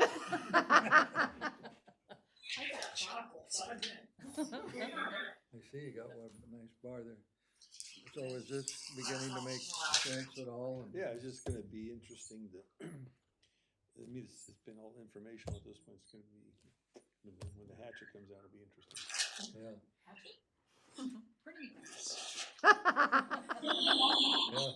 Two perspectives, I love it.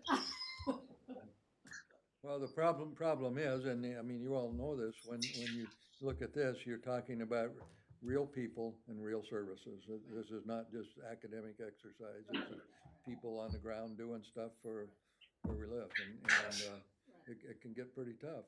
And some of these people tomorrow will come in and they'll give you a fierce argument, as well they should. They're defending their departments, the sheriff in particular, and I would think also the individual who is the director of, Department of, Community development. yeah, community development, losing my mind here. Anyway, these people will advocate very strongly and they know exactly what they're talking about. So, you know, that's why it's up to the six of us to say, look, you know, this has a higher priority than that. And that's why, I guess you're getting a free lunch tomorrow. That's, There's no free lunch. it's in the budget somewhere. I'm So- miscellaneous. Do we have anything else? We're a little past time, but we've actually powered through most of the stuff, so. Are we good? I think we're good. Okay, let's adjourn at 4:12 and we'll reconvene tomorrow morning at 9 AM. And we don't have to move anything then, right? You said, Sean, well, that we're good here for morning. Okay, perfect.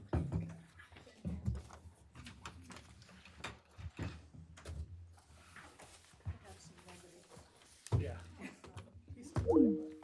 I think it's I'm important. gonna go to that library thing tomorrow. That really Yeah. sounded interesting. It does sound I bet you had to interesting. do a lot of that. Yeah, I'm glad you're gonna go, cause Don was worried that not a lot of people have signed up yet. Yeah, So, but it's the first one, so. well, that's right. Yeah. Well, that's a good idea. I don't know where that originated, but They had Good one for at the them. college a while ago that was, I think you and I were both there. Was that a Laura thing though? It was, I Oh, think it, no, wait, I